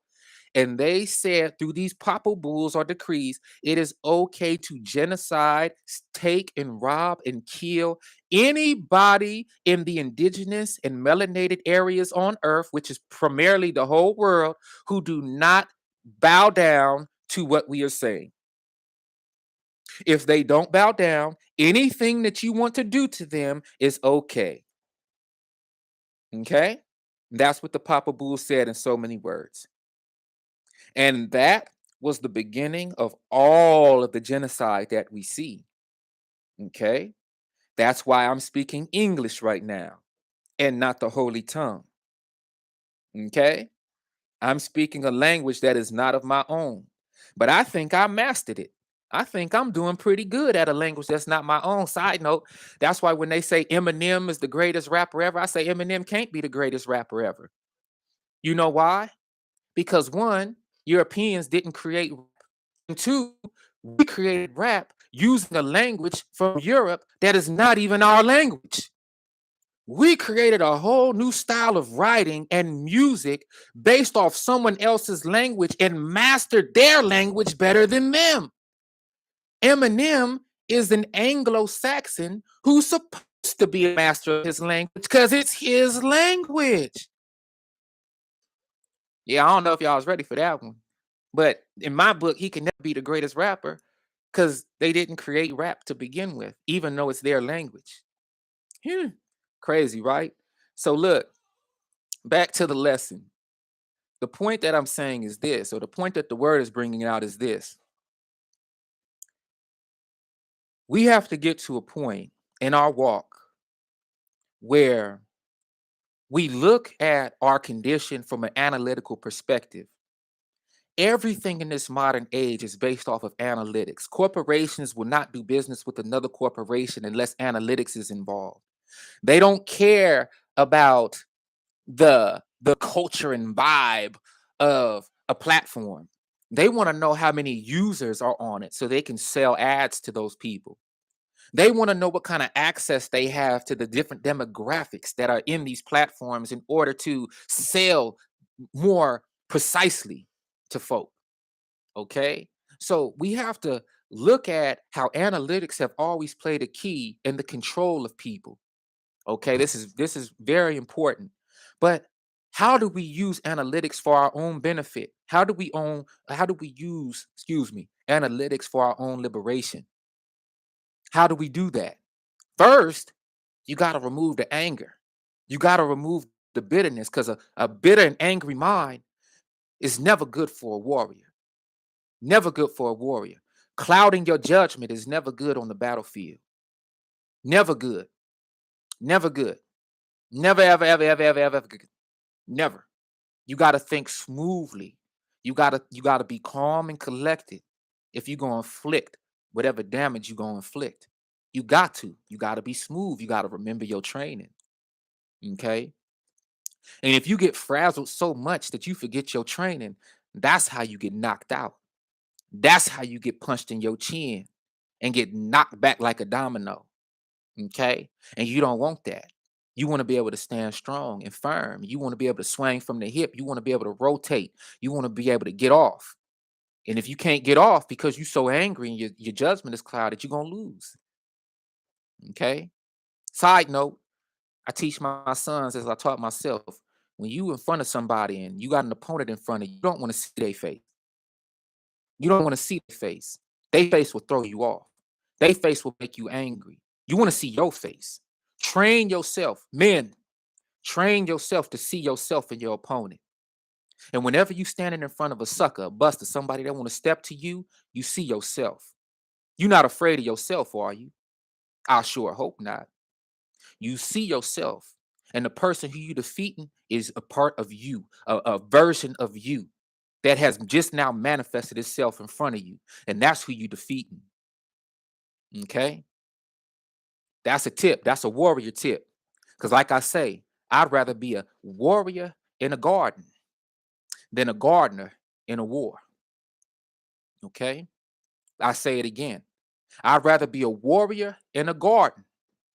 No, you just on time, family. Shalom. 2023. I'd rather be a warrior in a garden than a gardener in a war. Oh, I'm all about peace until it's up. It's up. What can I do about that? I'm all about watering and pruning the plants and tending to life. The idiom behind that is this. I've never liked the fact that people could go to war and don't have children. I never liked the fact that a 17, 18-year-old boy can go into war and kill multiple people, but never had the honor and the joy of bringing forth life himself. I've never liked that idea. I've never liked the fact that this country could create killing machines, taking mothers' children, fathers' children away from them on the battlefield, but have never had a child themselves. So that thing could potentially happen to them one day. I never liked that. I never ever got with that. In our scriptures, the Torah, it tells us that the men of Israel, 20 years and older, are who is fit for war. And if a young man has not been married yet, he cannot go to war. And if a young man just got married, he has to stay at home and consummate his marriage, hopefully to the point where his wife gets pregnant so he can bring forth life so that he has a descendant when he goes to war. Okay, but we don't live in that era any longer. We don't live in that day any longer. So it's kind of rough, on a side note. But these are the things that I look at very carefully. So if you're a warrior in a garden, guess what you're doing? You're planting seed. It might not be your seed coming from your body, men, but it's planting the seed of your choice that you seek to put into the soil and cultivate and grow. It might be green onions, it might be tomatoes, it might be whatever, jalapeno peppers. But you get to cultivate that and you get to have peace while you cultivate it in peace. When it's time to prune, you prune. When it's time to pull weed, you pull weed. When it's time to water, you water. When it's time to repot, you repot. Okay. But you're getting an idea on what it means to bring forth life. So that means when you see the process of life being brought forth, guess what happens subconsciously? You begin to have a respect for life and you think twice before you pull that trigger. You think twice before you get to slicing and dicing. Okay. When you can think twice about life and actually love life, it does something different to a man. Okay. That's when you realize what's worth fighting for and what's worth, hey, man, let's just see if we could walk away from this and keep going. Because one of us going to have to go if we keep on doing it. And if you don't got no family to go back to, and I do, I'm coming out on top of this, partner. It ain't going to be no sorries. It ain't going to be no sorries. So, men, take note. All right. Now, back to this woman, this evil woman. It's not a real woman. This is a false doctrine. This is an ideology of another nation that shouldn't be adhered to when you are a child of Israel. So when we remember that this book is speaking to the Israelite people first, the confusion begins to go down. No different than if I'm reading a book of Buddha or Confucius's writings. Those writings were to the Chinese people. That's why they were in Chinese. That's why the Chinese protect them. It's something about the Hebrew, though, that got the whole world going crazy. I think it has to deal with the fact that our God, our power, just so happens to be the Elohim of hosts. What does that mean? Our power says that he is a jealous God. You can only be jealous when there's other gods to be jealous of. Every man knows that. If he's a jealous man, he mad. He jealous because there's other men around. Duh. So if the power of Israel is a jealous Elohim and called the Elohim of hosts, we always focus on the God of hosts, right? But rarely do we ask, well, who is he hosting? The other gods of the other nations, of course. The other nations have powers over them too. But the catch is the power that's over Israel, the Hebrew people, the Hebrew Israelite people to be specific, is the power of powers. Okay. And that is why people are so enamored with the Hebrew scriptures and what the Hebrew Israelites have in front of us. Because our power is the power of all powers, the power that created the other powers, the power that is the creator of this earth. You see? So they like, oh, that's why everybody has such an interest in what the Hebrew Israelite people have going on. And that is also why the rest of the world was jealous and angry at us. I use this next analogy often. Yes, the most high God. Okay. The highest of all the gods, the chief CEO, the founder. Okay. They got an issue with that. It's like going to a basketball camp, Michael Jordan basketball camp, and it's 100 children there. And Michael Jordan only gonna pretend to be on, but everybody else got to go to KD and everybody else. Well, who else is out there? John Stockton. Let's stay with his a Karl Malone, John Stockton. Some of them got to go to Scottie Pippen. Some of them got to go to Charles Barkley. They like, nah, man, I want to go with MJ. I don't want to go with them. I want to go with Mike. But Mike only picking 10 people out the whole group. He invited everybody to the party, but only 10 people got to go play with Mike. Only 10. He chose 10 people. Ain't them other 90 people gonna be jealous at all them 10 people? Don't you got to know they gonna be jealous? Because whoever played with Mike get to wear some shoes. Mike got 10 brand new pair of shoes for him. They got the clean Jumpman jerseys they finna put on. They got all the clean stuff. Mike gonna send them home with some basketballs. Yeah, all of them are idols, right? But Mike gonna send them home with some gear. Charles Barkley and them not gonna send the children home with no gear. Don't nobody want no Charles Barkleys. Everybody want the Michael Jordans, right? But Mike chose 10 out of the whole 100. No one could control who Mike was going to choose except for Mike. And it's the same way with the Most High. We're not in a position to choose who the Most High chooses. We're just happy we got chose. And now imagine being chose by Michael Jordan and still messing up on the court. Imagine that. That's what we did to the Most High. We was chosen to be separated from the rest of the crew, but we still messed up and started fumbling the ball. So now we being chastised for that.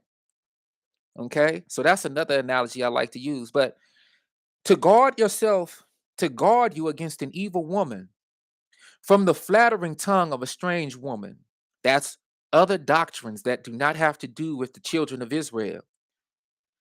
Do not desire her prettiness in your heart, meaning these other ideologies, these other spiritual systems, these other religions, they're going to doctor themselves up to look so beautiful.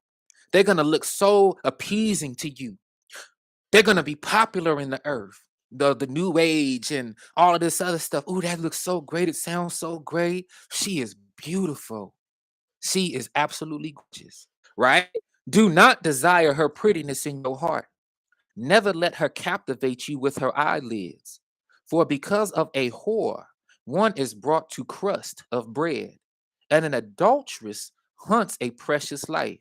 So now you got all these other religions who are trying to attack you through their ideologies, not physically. No, this is a metaphor, not physically, okay, but attacking your soul and your spirit, attacking your loyalty, okay, making you swerve and sway to something that you're not supposed to be dealing with. And if you deal with that thing, guess what? That's where the chastisement, the discipline, and the reproof comes from, because your power as as a child of Israel is the Most High Yahweh. So you're gonna have to get chastised until you correct it. And that chastisement comes as a father who loves his son. You get it? So a dad is going to talk to his son in metaphor pertaining to a woman the son might want to deal with, but that woman isn't of his people. That woman isn't after his stock. That woman, because she's not of his people, his blood, she's going to have a different ideology. She's going to have a different take on life. She's going to belong to a different culture. She's going to dress differently. She's going to dance differently. She's going to speak differently. She's going to see her God as the one who needs to be served. And we all know the power of a real woman now. So now let's bring it into real time. We all know the power of a real woman, right? As men. And we know a woman, woo, a woman, so beautiful. A woman might, she tell you one thing. Look what happened to Solomon. Look what happened. He couldn't resist. He couldn't resist. And he had a lot of women that were not of Israel. And those women eventually got a chance to steer him wrong. Now that's the surface level. But metaphorically speaking, we're talking about doctrine. Some of the gospel Baptist churches and holidays have so many people blind and misled. Thank the Most High for our wisdom, the Ruach spirit of truth, bringing us into the light. Ooh, you on fire, Mama Candace. Yes. That's something that, if y'all notice, when I started this channel this time around, and for by grace are we saved through faith, that not of ourselves, it is a gift of God, not of works, lest any man should boast. We know this, right? But that doesn't neglect or negate that we're not supposed to keep the law, statutes, and commands and the feast days. And that's one of the things we're trying our best to get our people to understand. As a child of Israel, when you realize who you are, when you realize who you are, now it's time to not only just, represent and Kwam Yasharala, but it's time to really live as a Hebrew Israelite culturally. And that includes the feast days and leaving Christmas and New Year's and all that alone. But I'm sad because we have been suffering in life by the oppressors, and it seems like the suffering is going to get worse till death. It gives a whole new meaning to yeah, though I walk through. Like, oh, Queen Sistar. So, all right, in that respect, you were a little bit late. So, what I'm going to ask you to do is keep that question. I want you to copy and paste what you just wrote in this comment thread. Copy and paste that and put it in your notes on your phone, okay? And then I want you to go back to the beginning of this lesson when we done. And I want you, if you have time, of course, and I want you to carefully listen to this lesson based off of that question or based off of that statement, okay? But right now, I can touch on that. I can touch on that one more time. Just give me a moment. Would a man take fire to his bosom and his garments not be burned? No. Would a man walk on hot coals and his feet not be scorched? No. So is he who gives in to his neighbor's wife. Now that that neighbor, okay, that's still talking about false doctrine. That's still talking about ideologies not suitable into what you was actually supposed to deal with, okay?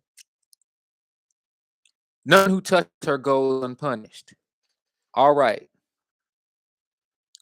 All right. Let's go back to that statement real quick. Suffering in life by the oppressors, and it seems like suffering is going to get worse till death. Okay. Okay. Let's go. Let me see.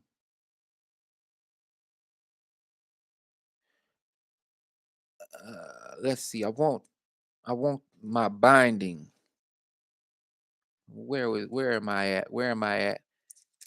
Where am I at? Oh, let's go to the book of Job. That's right. Let's go to the book of Job. And let's go to Job chapter 5. Let's go to the book of Job chapter 5 verse 17 through 18. Okay? This is for you, Queen Sister. Hello, my name is. If anybody knows about persecution, if anybody knows about pain and suffering on a singular level, it's Brother Job. Okay? If anybody knows about as a righteous man who didn't do nothing wrong, but still got tested and punished, right? Still got tried and still was rewarded through all of that testing and punishment, we know it's Brother Job, right? So if we can't take no for what happens at the end of this thing, as far as chastisement and reproof goes, we know we can listen to Brother Job. Okay, so look, Job chapter 5, verse 17. Look, look, blessed is the man or woman whom Eloah does reprove. That means correct. So do not despise the discipline of the Almighty. See, sister, you said, but I'm sad because we have been suffering in life by the oppressors, and it seems like the suffering is going to get worse. Stop right there for a moment. Now, your brother's not mad at you, okay? I'm not mad at you. I want you to look at what you said and break it down for real, because you said those things in truth and in the passion and heat of the moment of what you're feeling. But break it down. Suffering in life by the oppressors. That's the same thing I've been saying this whole lesson when it comes to your daddy having to whoop your butt with the belt.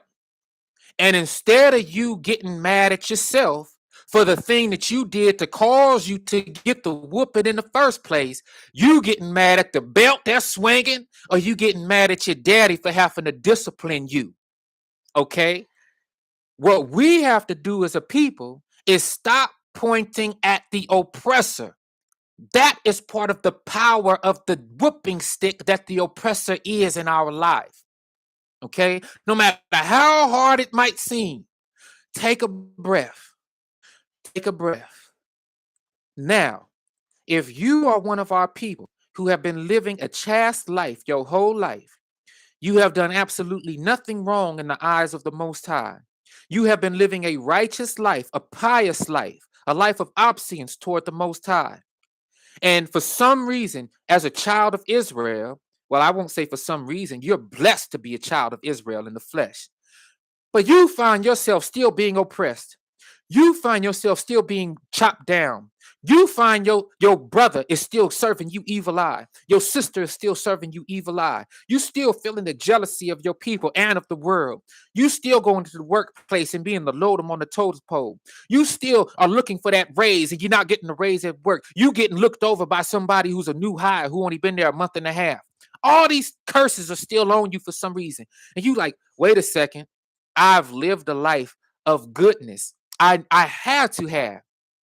That's when you have to realize that the Most High is doing an all for one, one for all thing on us. Jeremiah was a righteous man. The prophet Jeremiah was a righteous man, sister. And he still got put in captivity.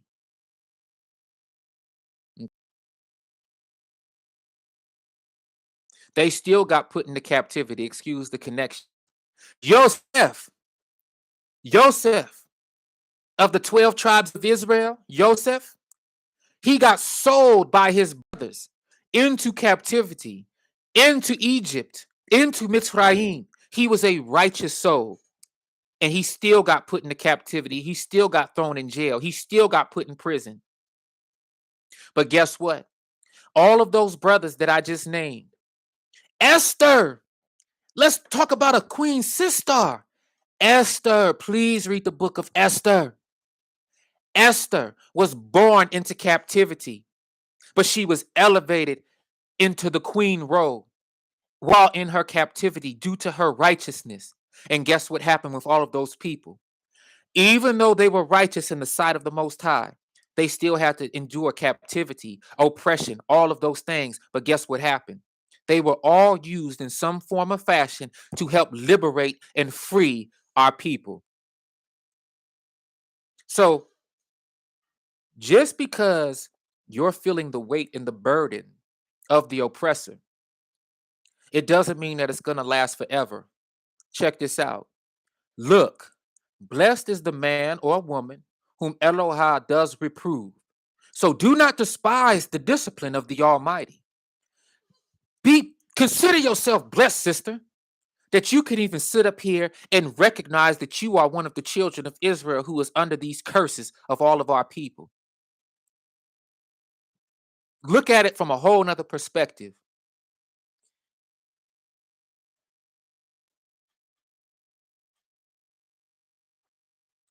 OMG, sir, I did not tell you I got looked over at work. Wow, that's exactly what happened. Why did you just say that? That's through Ruach HaKodesh speaking. Because you had a serious concern, sister. I didn't know that. That was the Spirit speaking through me. See, this is what I hope you understand through this last 10 minutes of this lesson. You had a serious concern as a child of Israel pertaining to your place in this world, and you're feeling the weight of what's happening. You must not give up, though. And instead of looking at your life as a burden or looking at your life as something that is not worthy of salvation or not worthy of redemption, look at everything that's been happening to you as a form of chastisement to make you stronger and better in the eyes of the Most High. Look, blessed is the man or woman whom Elohim does reprove. So do not despise the discipline of the Almighty, for he bruises, but he binds up. The Almighty ain't like an abusive parent who's gonna slap you up like on some what's that girl named Precious? This ain't like Precious, where you get abused through something you didn't even do, and then you get sent to the basement in the cold and the dark. You get fed scraps of food, and then you get abused some more. You get beat naked and all this stuff. You're getting shot down and talked to nastily. This ain't that. Who the Most High bruises, he binds. He smites, but his hands heal. Get ready for your healing, sister. That's the point. We have to get ready for your healing. I have to get ready for my healing. Our people have to get ready for our healing. It's only been about 12 hours in the eyes of the Most High. That's another thing you have to learn. 531 years here of this treatment, but 12 hours and some change in the eyes of the Most High, because 1,000 years with God is as a day, and one day is as 1,000 years with God. 531 years is a little over half of 1,000 years. Okay, so it's real simple to do the math at that point. We've only been going through this thing with the most, like in the Most High's eye, for like 12 hours. Not even long. A little over half a day. You definitely on time. Oh, you're welcome. You're welcome. All praises to the Most High. All praises to the Most High. All praises to the Most High. All praises to the Most High. I couldn't have said that if the Most High wasn't leading me to say that, okay? Because you did not tell me, okay? Uh, we need to pray for your strength, sister. We need to pray for your strength, because you mentioned that before, and I felt it when you said it the last lesson.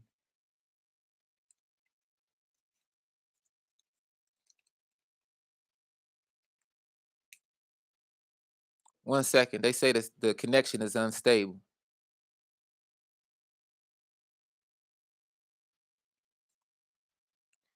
All right, y'all. They said the connection was unstable. Excuse that again. So listen, I couldn't have said that if the Ruach HaKodesh wasn't working through me, okay? And you're right, you didn't tell me that, but the Spirit told me, okay? And I remember you alluded to the roughness and harshness that you were personally feeling and how hard it is, and I didn't take that lightly. And I think that was a great example for all of us. But the truth is, sister, we're going through this together. It's all for one, one for all. Even if half of us were doing right in the eyes of the Most High, it's the other half the Most High is concerned about. And just like a child who's around our siblings, three of us cut up, but one of us didn't. We all getting whooped. We all getting whooped. And that's what's happening with us now. Two women in my job are giving me such a hard time. I need this job. I've been homeless before. I don't want to ever experience that again. We don't want you to experience that again either, sister. We will suffer for righteousness' sake, but it is worth it, because you get a crown of life to eat from the tree of life, a new name, a white robe, streets of real gold, see him face to face, all worth it. Oh, my word. Let's get it. Let's get it. Thank you, Mama Candace. And thank you, Sister. Hello, my name is, for your testimony and sharing that part, that personal experience. Because we don't want you to have to experience that either. We really don't. And they have husbands, a house, and love putting me down. Oh, they're jealous. They're jealous because they see the light in you. They see the light in you. They see it. They see the light in you. Okay? They see the light in you. But let me read you something. Isaiah chapter 60, verse, and let's go with,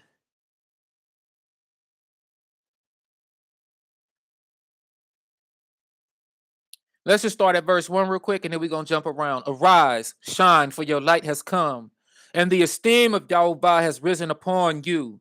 For look, darkness covers the earth, and thick darkness the people. Arises over you. The light of the Most High rises over you, and his esteem is seen upon you. See, that esteem is the light of the Most High. That esteem is the same thing that Moshe was in front of and had to confront when he was on the mount. He was in front of that esteem so long that when he came back down the mountain the second time, he was shining. His face was on light mode. It was shining and it freaked everybody out. He had to put a veil over his face to keep the light from shining so greatly. Listen to this, sister. All the nations shall come to your light, and sovereigns to the brightness of your rising. Okay? Then you shall see and be bright, and your heart shall throb and swell, for the wealth of the sea is turned to you. The riches of the nations come to you. We're going to feel like, what was our reparation? Why did we never get that bill passed for us to receive reparations? Right? Because there's not enough money on this earth in the United States to give us reparations that we deserve as a people. Because we weren't just scattered to the United States, sister. We were scattered to the UK. We were scattered to Arabia. We were scattered into Asia. We were scattered into South America. We were scattered into the Caribbean. We were scattered into the United States. All of those nations have to pay, okay? And they will in the Most High's time. This is why the scripture just told us. Then you shall see and be bright, and your heart shall throb and swell, not out of pain, but out of joy.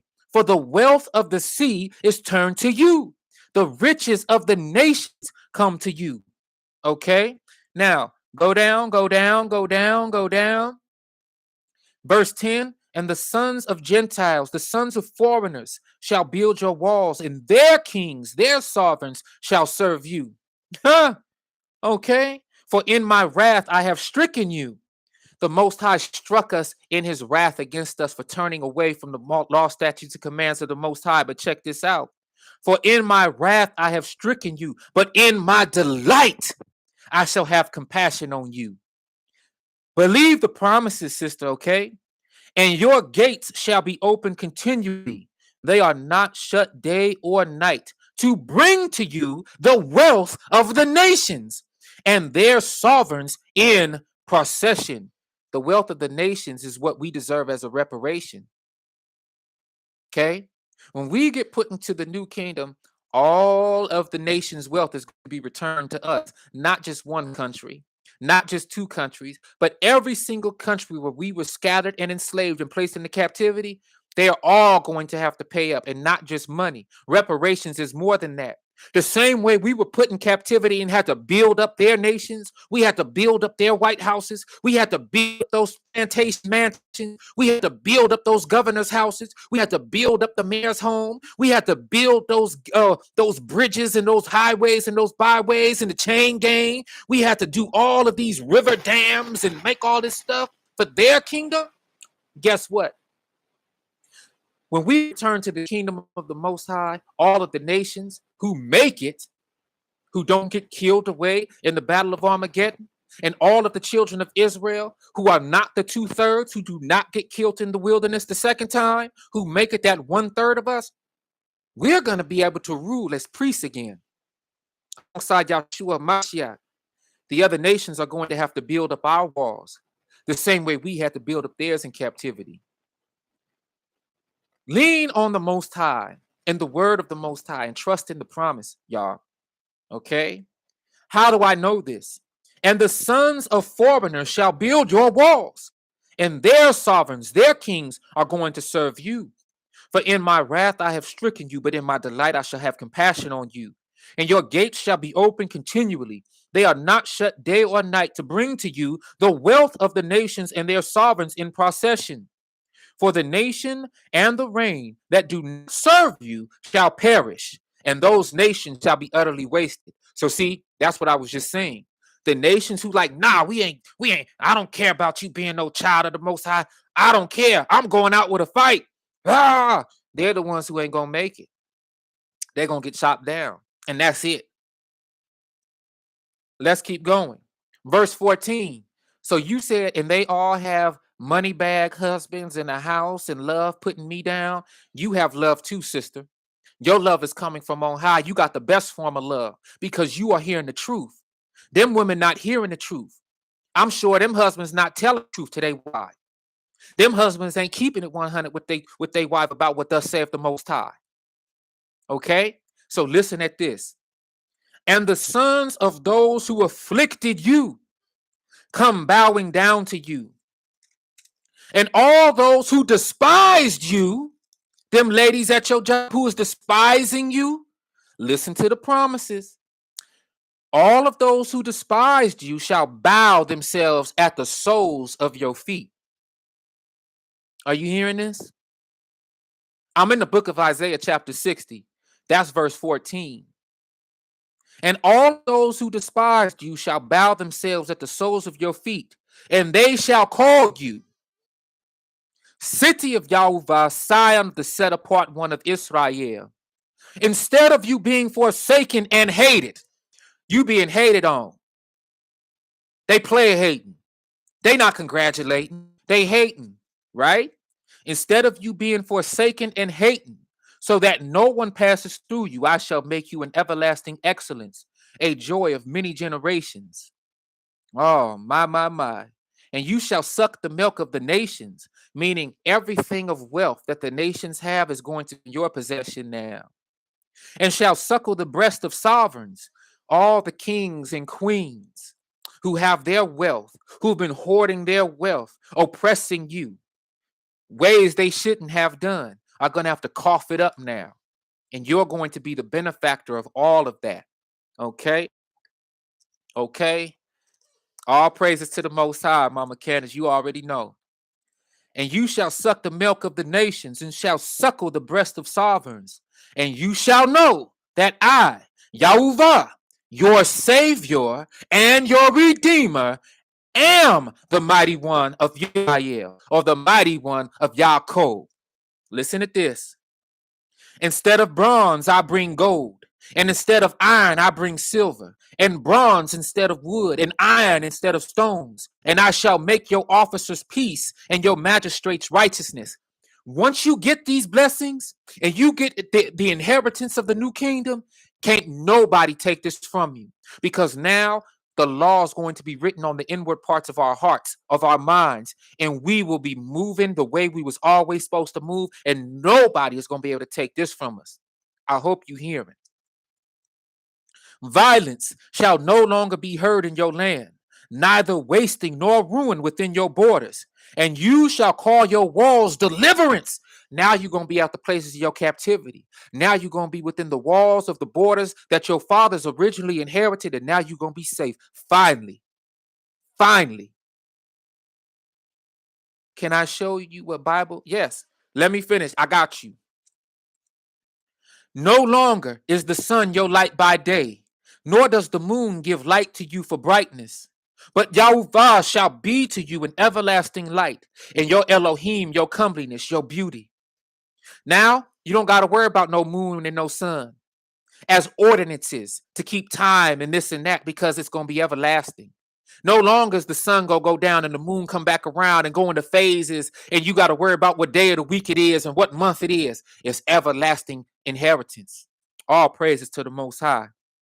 No longer does your sun go down, nor your moon withdraw itself. For Yahuwah shall be your everlasting light, and the days of your mourning shall be ended. Okay? And your people, all of them righteous. Your people, children of Israel. Oh, yes, because this is talking to the children of Israel. It's very clear when the children of Israel are not being spoken to or about.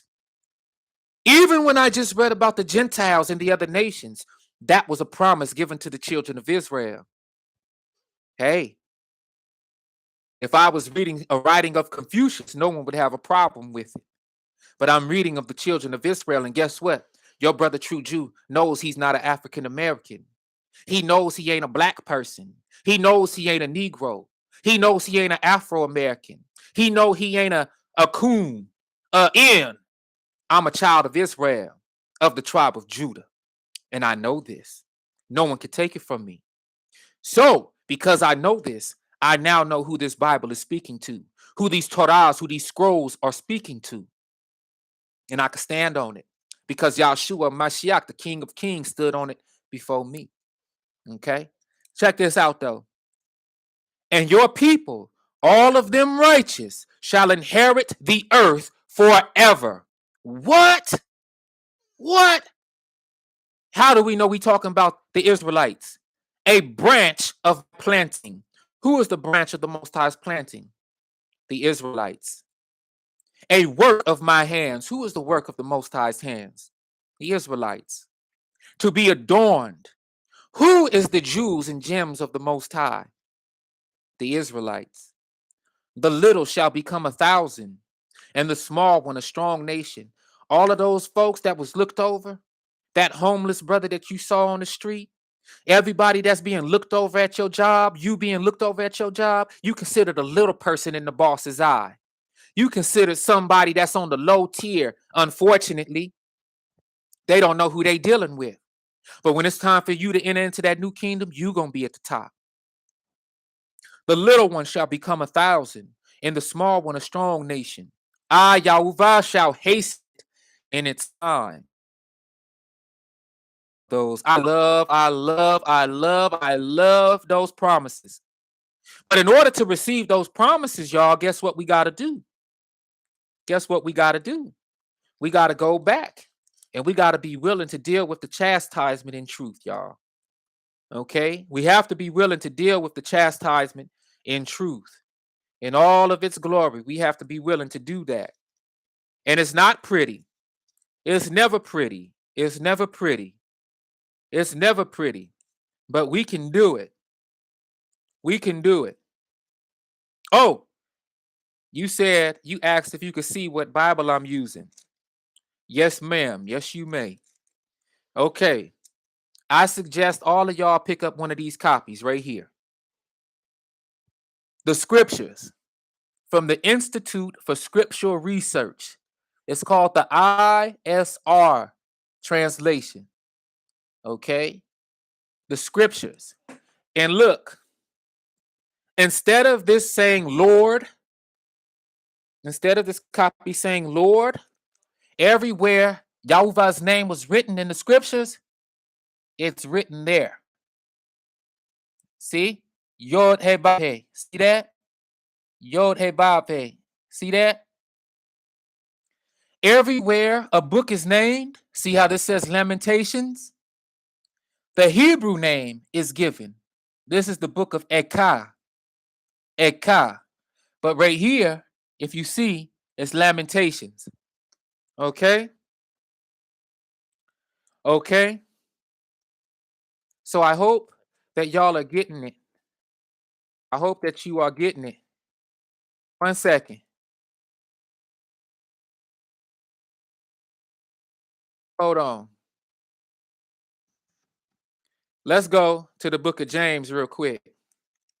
Because Mama Kansas said something. Mama Candace said something. And we going to get it real quick. James chapter 1. James chapter 1. I know y'all know what I want. James chapter 1. Hold on. Where am I? Where am I? I want it. There we go. So, back to what we were saying about enduring. You got to find a way to keep on pushing, okay? Everybody in this video, in this live stream, we have to find a way to keep pushing, okay? Let's start at... All right, yeah, let's start at verse 6. No. Nope. No. Let's go. You know what? We got to go out the top. We got to start at the top. Because this is a New Testament writing, a so-called New Testament writing. And these are the writings that the Christians like to use and say that everybody is part of the fold and that this is for everybody. And no, there's a hierarchy. There's always been. There's always been. Just like at your job, there's a hierarchy. There's a hierarchy with the Most High too. Let's go to the book of James chapter 1. And we're going to talk about what Mama Candace mentioned. Because before we do that, let me quote that again. We will suffer for righteousness' sake, but it is worth it because you get a crown of life to eat from, the tree of life, a new name, a white robe, streets of real gold, seeing face to face, all worth it. Booyah, right? Now watch this. Jacob, or James, a servant of Elohim and of the Master Yahshua HaMashiach, to the 12 tribes who are in the dispersion. Greetings. Oh, That's one more thing I want to show you about this translation. Check this out. Jesus ain't mentioned nowhere in this. And I don't have to look at the KJV and be like, oh, that's supposed to say Yahshua. Look, right there. See where it say the master? Yahshua, written in Hebrew. The Messiah. Yahshua, the Messiah. It's not going to say Jesus Christ. Okay? It's not going to say Jesus Christ. The scriptures. Thank you, Queen Sister Awakened Goddess. Institute for Scripture Research. Yes. Watch this, y'all. Check this out. Yaakov, a servant of Elohim and of the Master Yahshua HaMashiach, to the 12 tribes who are in the dispersion, greetings. My brothers, count it all joy when you fall into various trials. My sisters, too. Count it all joy when you fall into various trials. This is what we are talking about. Don't despise discipline. Don't despise the reproof of the Most High. Count it joy. Okay? If they not falling into trials right now, it's because the Most High ain't rocking with them. You give thanks through your trials. You give thanks in all things because you got something special coming to you. Let's get it. My brothers, count it all joy when you fall into various trials. My sisters too. Knowing that the proving of your belief works endurance. What is endurance? The ability to keep pushing when you feel tired. That's endurance. I know you got endurance. Okay? And let endurance have a perfect work so that you be perfect and complete, lacking in nothing. Okay? If any, who gives to all generously and without reproach, and it shall be given to him or given to you, sisters. But he should ask in belief. You must ask knowing that what you're asking for will be received, okay? Not doubting, for he who doubts is like a wave of the sea driven and tossed by the wind. Don't doubt when you seek the face of the Most High. Don't doubt because you were put in this position and finally being put in a place where you have given up so much, you have given in so much, you haven't given up. But you've been pushed into a corner so hard that you're ready to fight out. You never give up on yourself when you got to fight out of a corner. You get to swing it. I don't care if it's haymakers. I don't care if it's left hooks, right hooks, straight rights. I don't care if it's combinations, kicks. You getting out. And that's the energy you got to come to the Most High in. You believe so much that you know you're going to get what you asking. If any of you lacks wisdom, let him ask of Elohim or her, who gives to all generously and without reproach, and it shall be given to him. But he should ask in belief, not doubting. For he who doubts is like a wave of the sea, driven and tossed by the wind. For that man should not think that he shall receive whatever from the master. He is a double-minded man, unstable in all his ways. And let the lowly brother boast in his exaltation. That lowly guy, that lonely gal that was at the bottom of society, at the low rung. Nah. Your day is coming where you get to boast. You get to boast about your exaltation because you are a child of Israel. You was a scorn. You was a scourge. You was the scum of the earth. You was the refuge of the earth. You was that person that everybody doubted and hated on. It was looking as if you was nothing. The whole time you was everything. The whole time you was everything. And let the lowly brother boast in his exaltation, but the rich in his humiliation. Woo! Woo! Because as a flower of the field, he shall pass away. All them cats running around here flexing on cats. Look what I got. Look what you don't got. Just flexing. I got the bag. I'm chasing the bag. I worship the bag. All of that. All the rich in monetary gain, material gain, they finna be humiliated. As a flower of the field, he shall pass away. Okay? For the sun rose with burning heat and withered the grass, and its flower fell. The grass are the people of the earth. The flower are those who stand out in the earth as having everything. But as soon as the sun rises, what we read in Isaiah, It's going to be a sun that don't never go down. And the light of Yahuwah is going to spread all over the earth. And it's never going to go out. So anything that was of combustible material, it's going to get zapped and wither away. Especially a thing that is not perched by the water, the streams of the water of life. The water of life is the word of truth. And we could only get the truth when we get wisdom. With all thy wisdom, what? Get understanding. Okay? Listen at this now. Listen at this. This is some hope for us. Listen at this. For the sun rose with burning heat and withered the grass, and its flower fell, and its pretty appearance perished. Oh, brother with the Gucci, sister with the Louis Vuitton, and all of the Da Vinci, and all of the Burberry, and all of, it's out of here. Oh, everybody that was just so pretty and so handsome for what they had on, putting their trust in the flesh of man, it's out of here. For the sun rose with burning heat and withered the grass, and its flower fell, and its pretty appearance perished. So also the rich man shall fade away in his ways. Blessed is the man who does endure trial, for when he has been proved, he shall receive the crown of life which the master has promised to those who love him.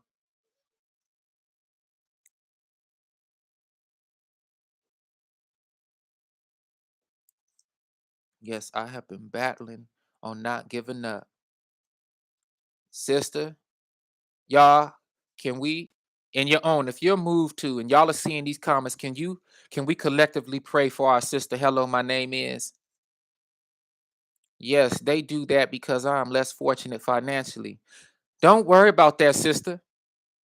You take care of your business the best of your ability, but you must know that you are rich in the spirit. You was not created poor at all. You was created abundant. Okay? I can say that for sure. I can say it without batting an eye because it's true. Okay? I'm so grateful God woke me up to hear this message because I was feeling really down. Thank you so much. I just purchased the Bible also. All praises. May God always bless you and your family. Thank you so much. All praises to the Most High. Listen, if don't but one person hear the message when I go live, I've done my job for that day. I lost my 21-year-old son, Josiah, in 2021 to gun violence. I couldn't believe it, my baby boy. But I trust the Lord with all my heart. He is faithful and true. Keep pushing like Job, sister. Love you. Mama Candace, and I continue to extend my condolences to you. That's why I'm so honored and grateful that you even consider me a son. I don't take that title lightly at all. I don't take it lightly at all. And may Josiah rest in the bosom of Abraham. I truly hope, I truly hope, I truly hope he is resting in the bosom of Abraham. I don't take it lightly at all. I don't take it lightly at all. Thank y'all both for sharing personal testimonies that y'all did not have to share in order to help build and strengthen us up when we're feeling low. We can see that one of our brothers or one of our sisters has it just as difficult, has it just as hard, and we're able to find strength in these testimonies, and we're able to band together in truth. Mm. So also the rich man shall fade away in his ways. Blessed is the man who does endure trial, for when he has been proved, he shall receive the crown of life, which the master has promised to those who love him. Let no one say when he is enticed, I am enticed by Elohim. For Elohim is not enticed by evil matters, and he entices no one. But each one is enticed when he is drawn away by his own desires and trapped. Then, when desire has conceived, it gives birth to sin, and sin, when it has been accomplished, bring forth death. Do not go astray, my beloved brothers. Every good gift, every perfect gift is from above, coming down from the Father of lights, with whom there is no change, no shadow of turning. We know that we love the Most High when we keep the Most High's commandments, and those commandments are not grievous. And we know that we love the children of the Most High when we keep those commandments. we're going to stop right there as we near the 3 hour mark for this lesson. For those of y'all who didn't hear me at the outset of videos live stream, one of our lady rappers, one of the lady greats down in Memphis, Tennessee, Gangsta Boo, she was killed or she passed away on New Year's Day, Gregorian, sometime I believe in late morning, early afternoon on the first yesterday. And Bob Marley, yep, rest in peace. She was an interesting character though, sister. She definitely openly celebrated her affiliation with the Wicked One. 3 6 miles out here, 666, like the mark of the beast. They um they have a sordid past, and unfortunately, I don't know if the sister was taken from here with a sound mind, even though the reports say that she passed away on her porch. And I don't know. I don't know. But I say these things because I know Bob Marley just had a grandson that passed away recently at 31 years old.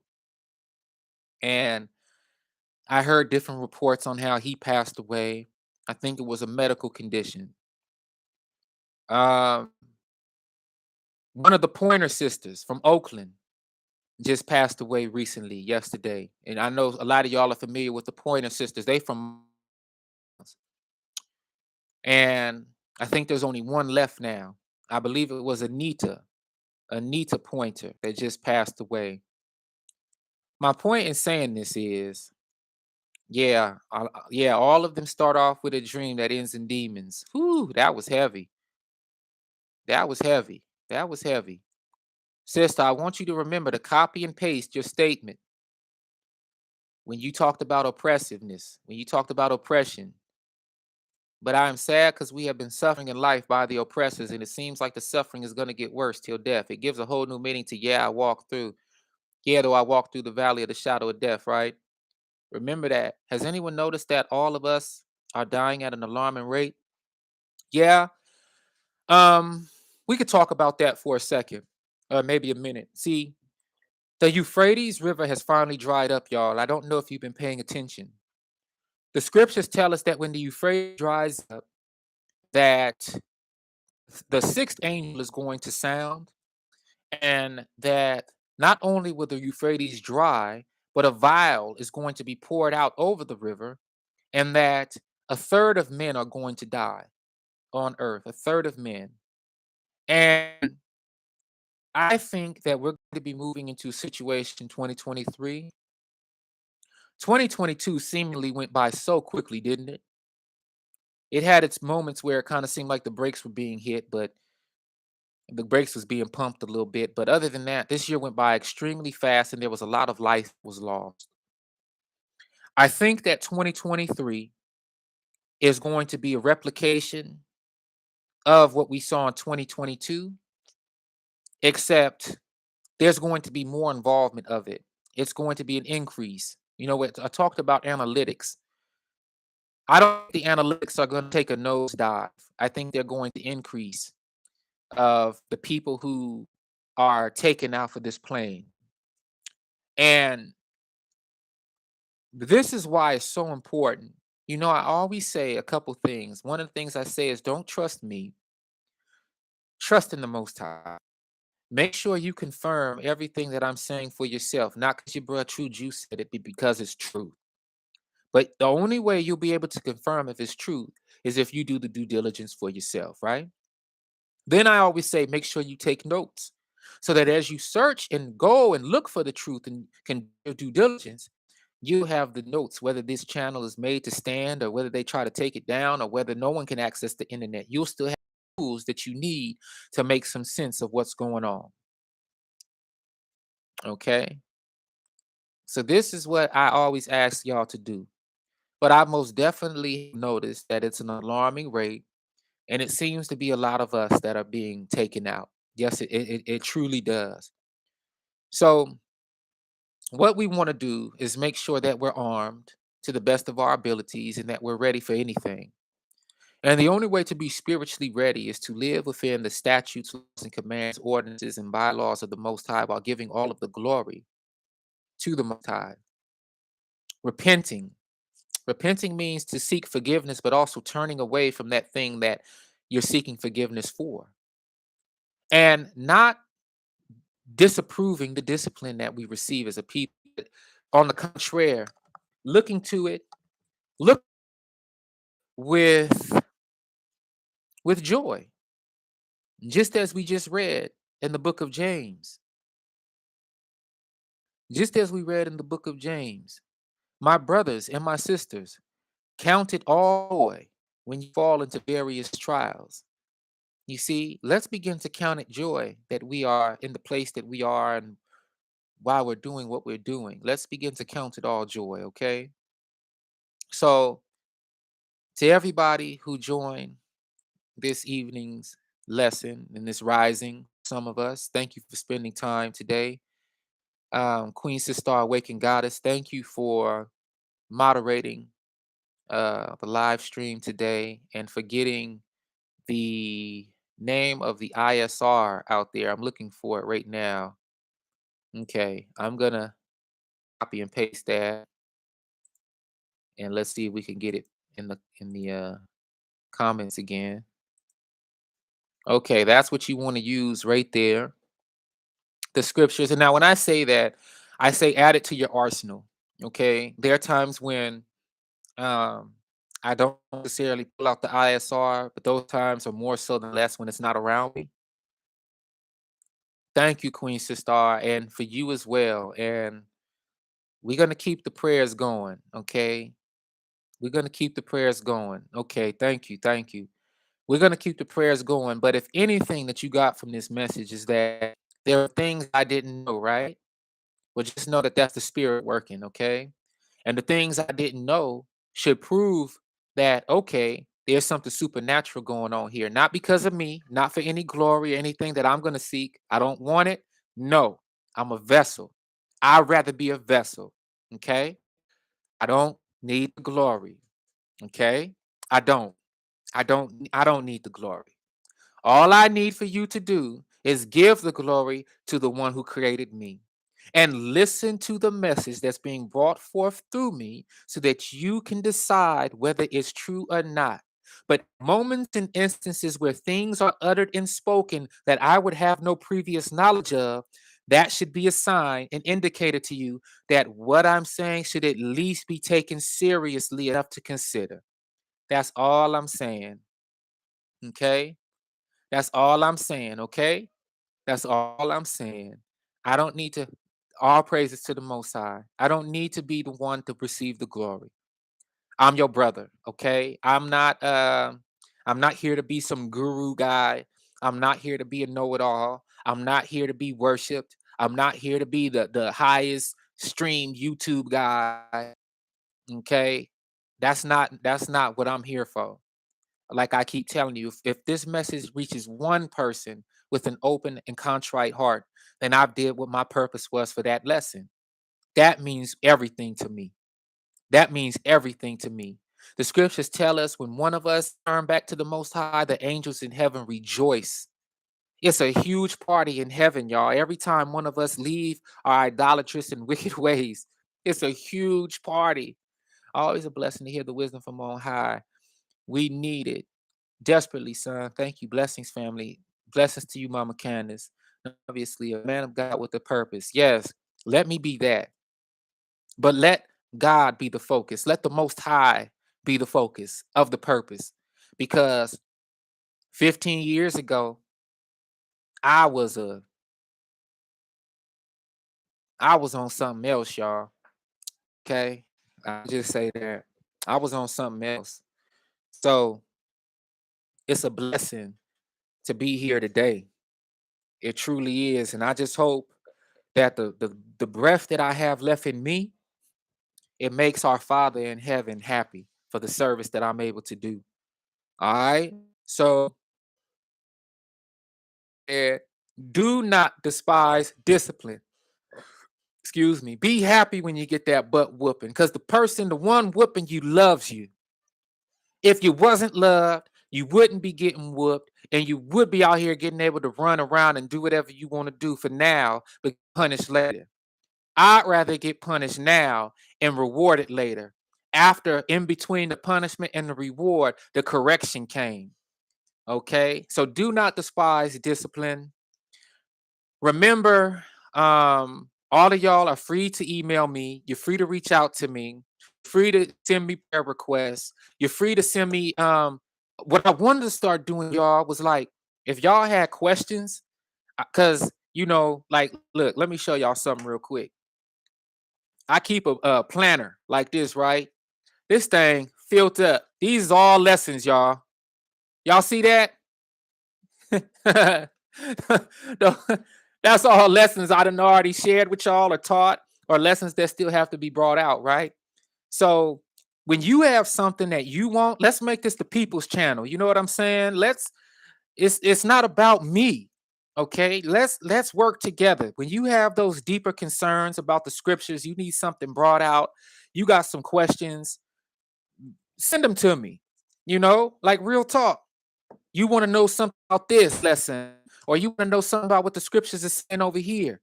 Send it to your brother and let's talk about it. All right. I'm never gonna call you stupid and dumb for having a question.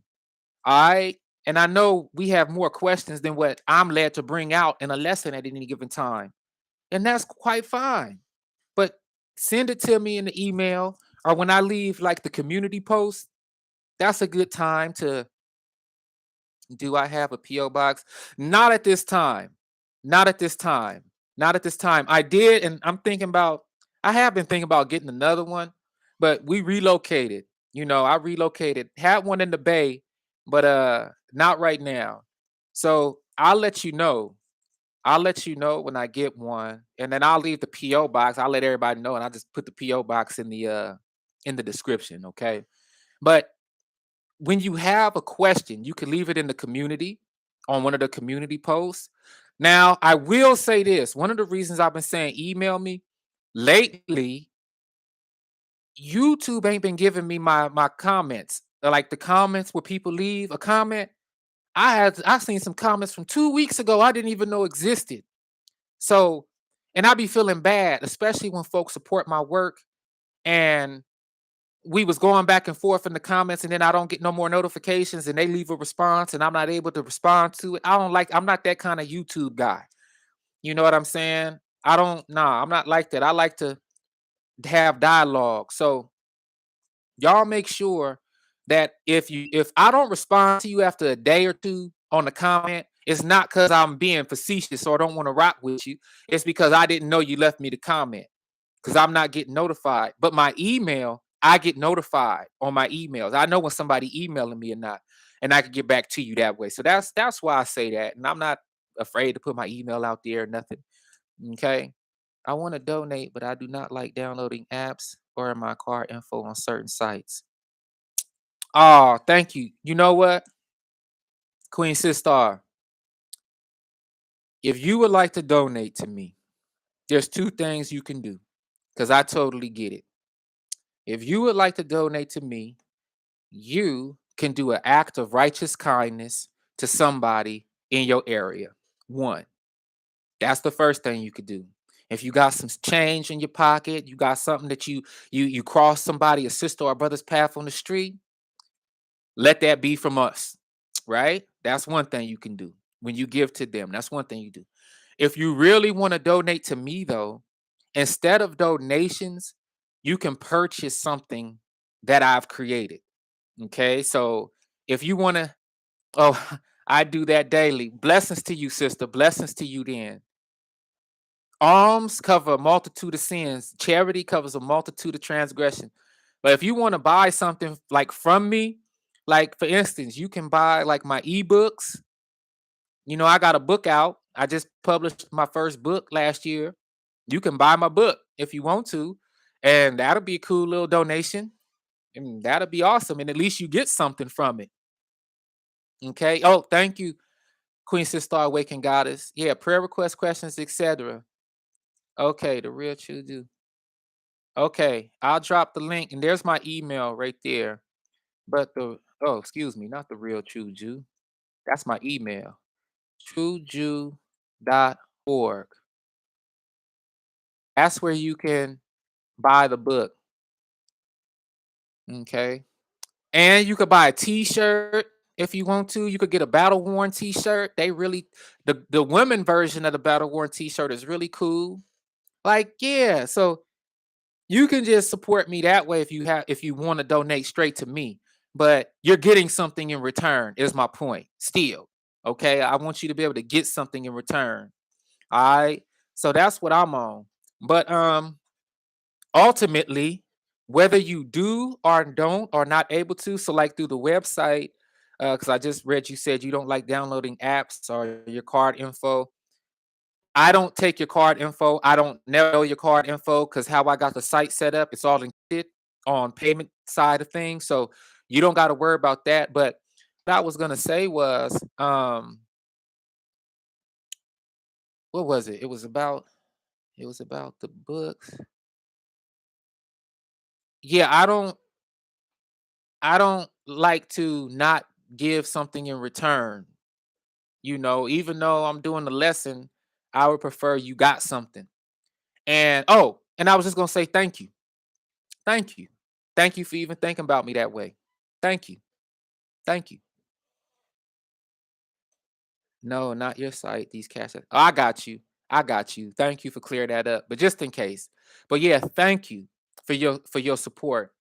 And many blessings to y'all. Straight up. Straight up. So look, we gonna sign out. I don't have no water about around me right now. I need to wet my whistle, and I think that's the end of this lesson for right now.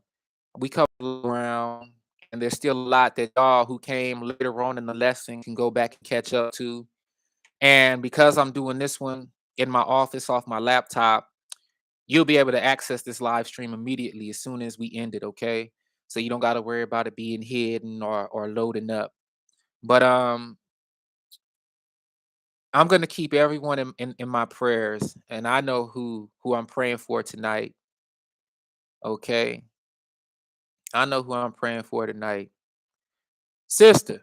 Now you don't have to tell me publicly, but what is your name? Hello, my name is, cause I be praying for you, and I be like, I be like, Most High. I'm not gonna tell you exactly how I'm praying, but I be like, cover. Hello, my name is, and that's how I be saying. I was like, Most High know. Hello, my name is. The most I know your name. I be like, I gotta pray for hello, my name is, and I don't know a real name. And I be wanting to use people real names. Okay. So it's all good. Y'all stay blessed tonight. Be blessed in your day. Be blessed in how you're moving forward. Continue to move forward in truth and light. Remember the promises of the Most High, and remember how blessed you are in the affliction, in the oppression.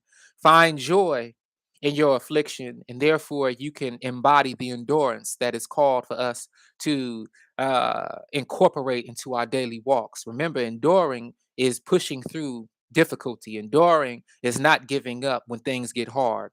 Okay?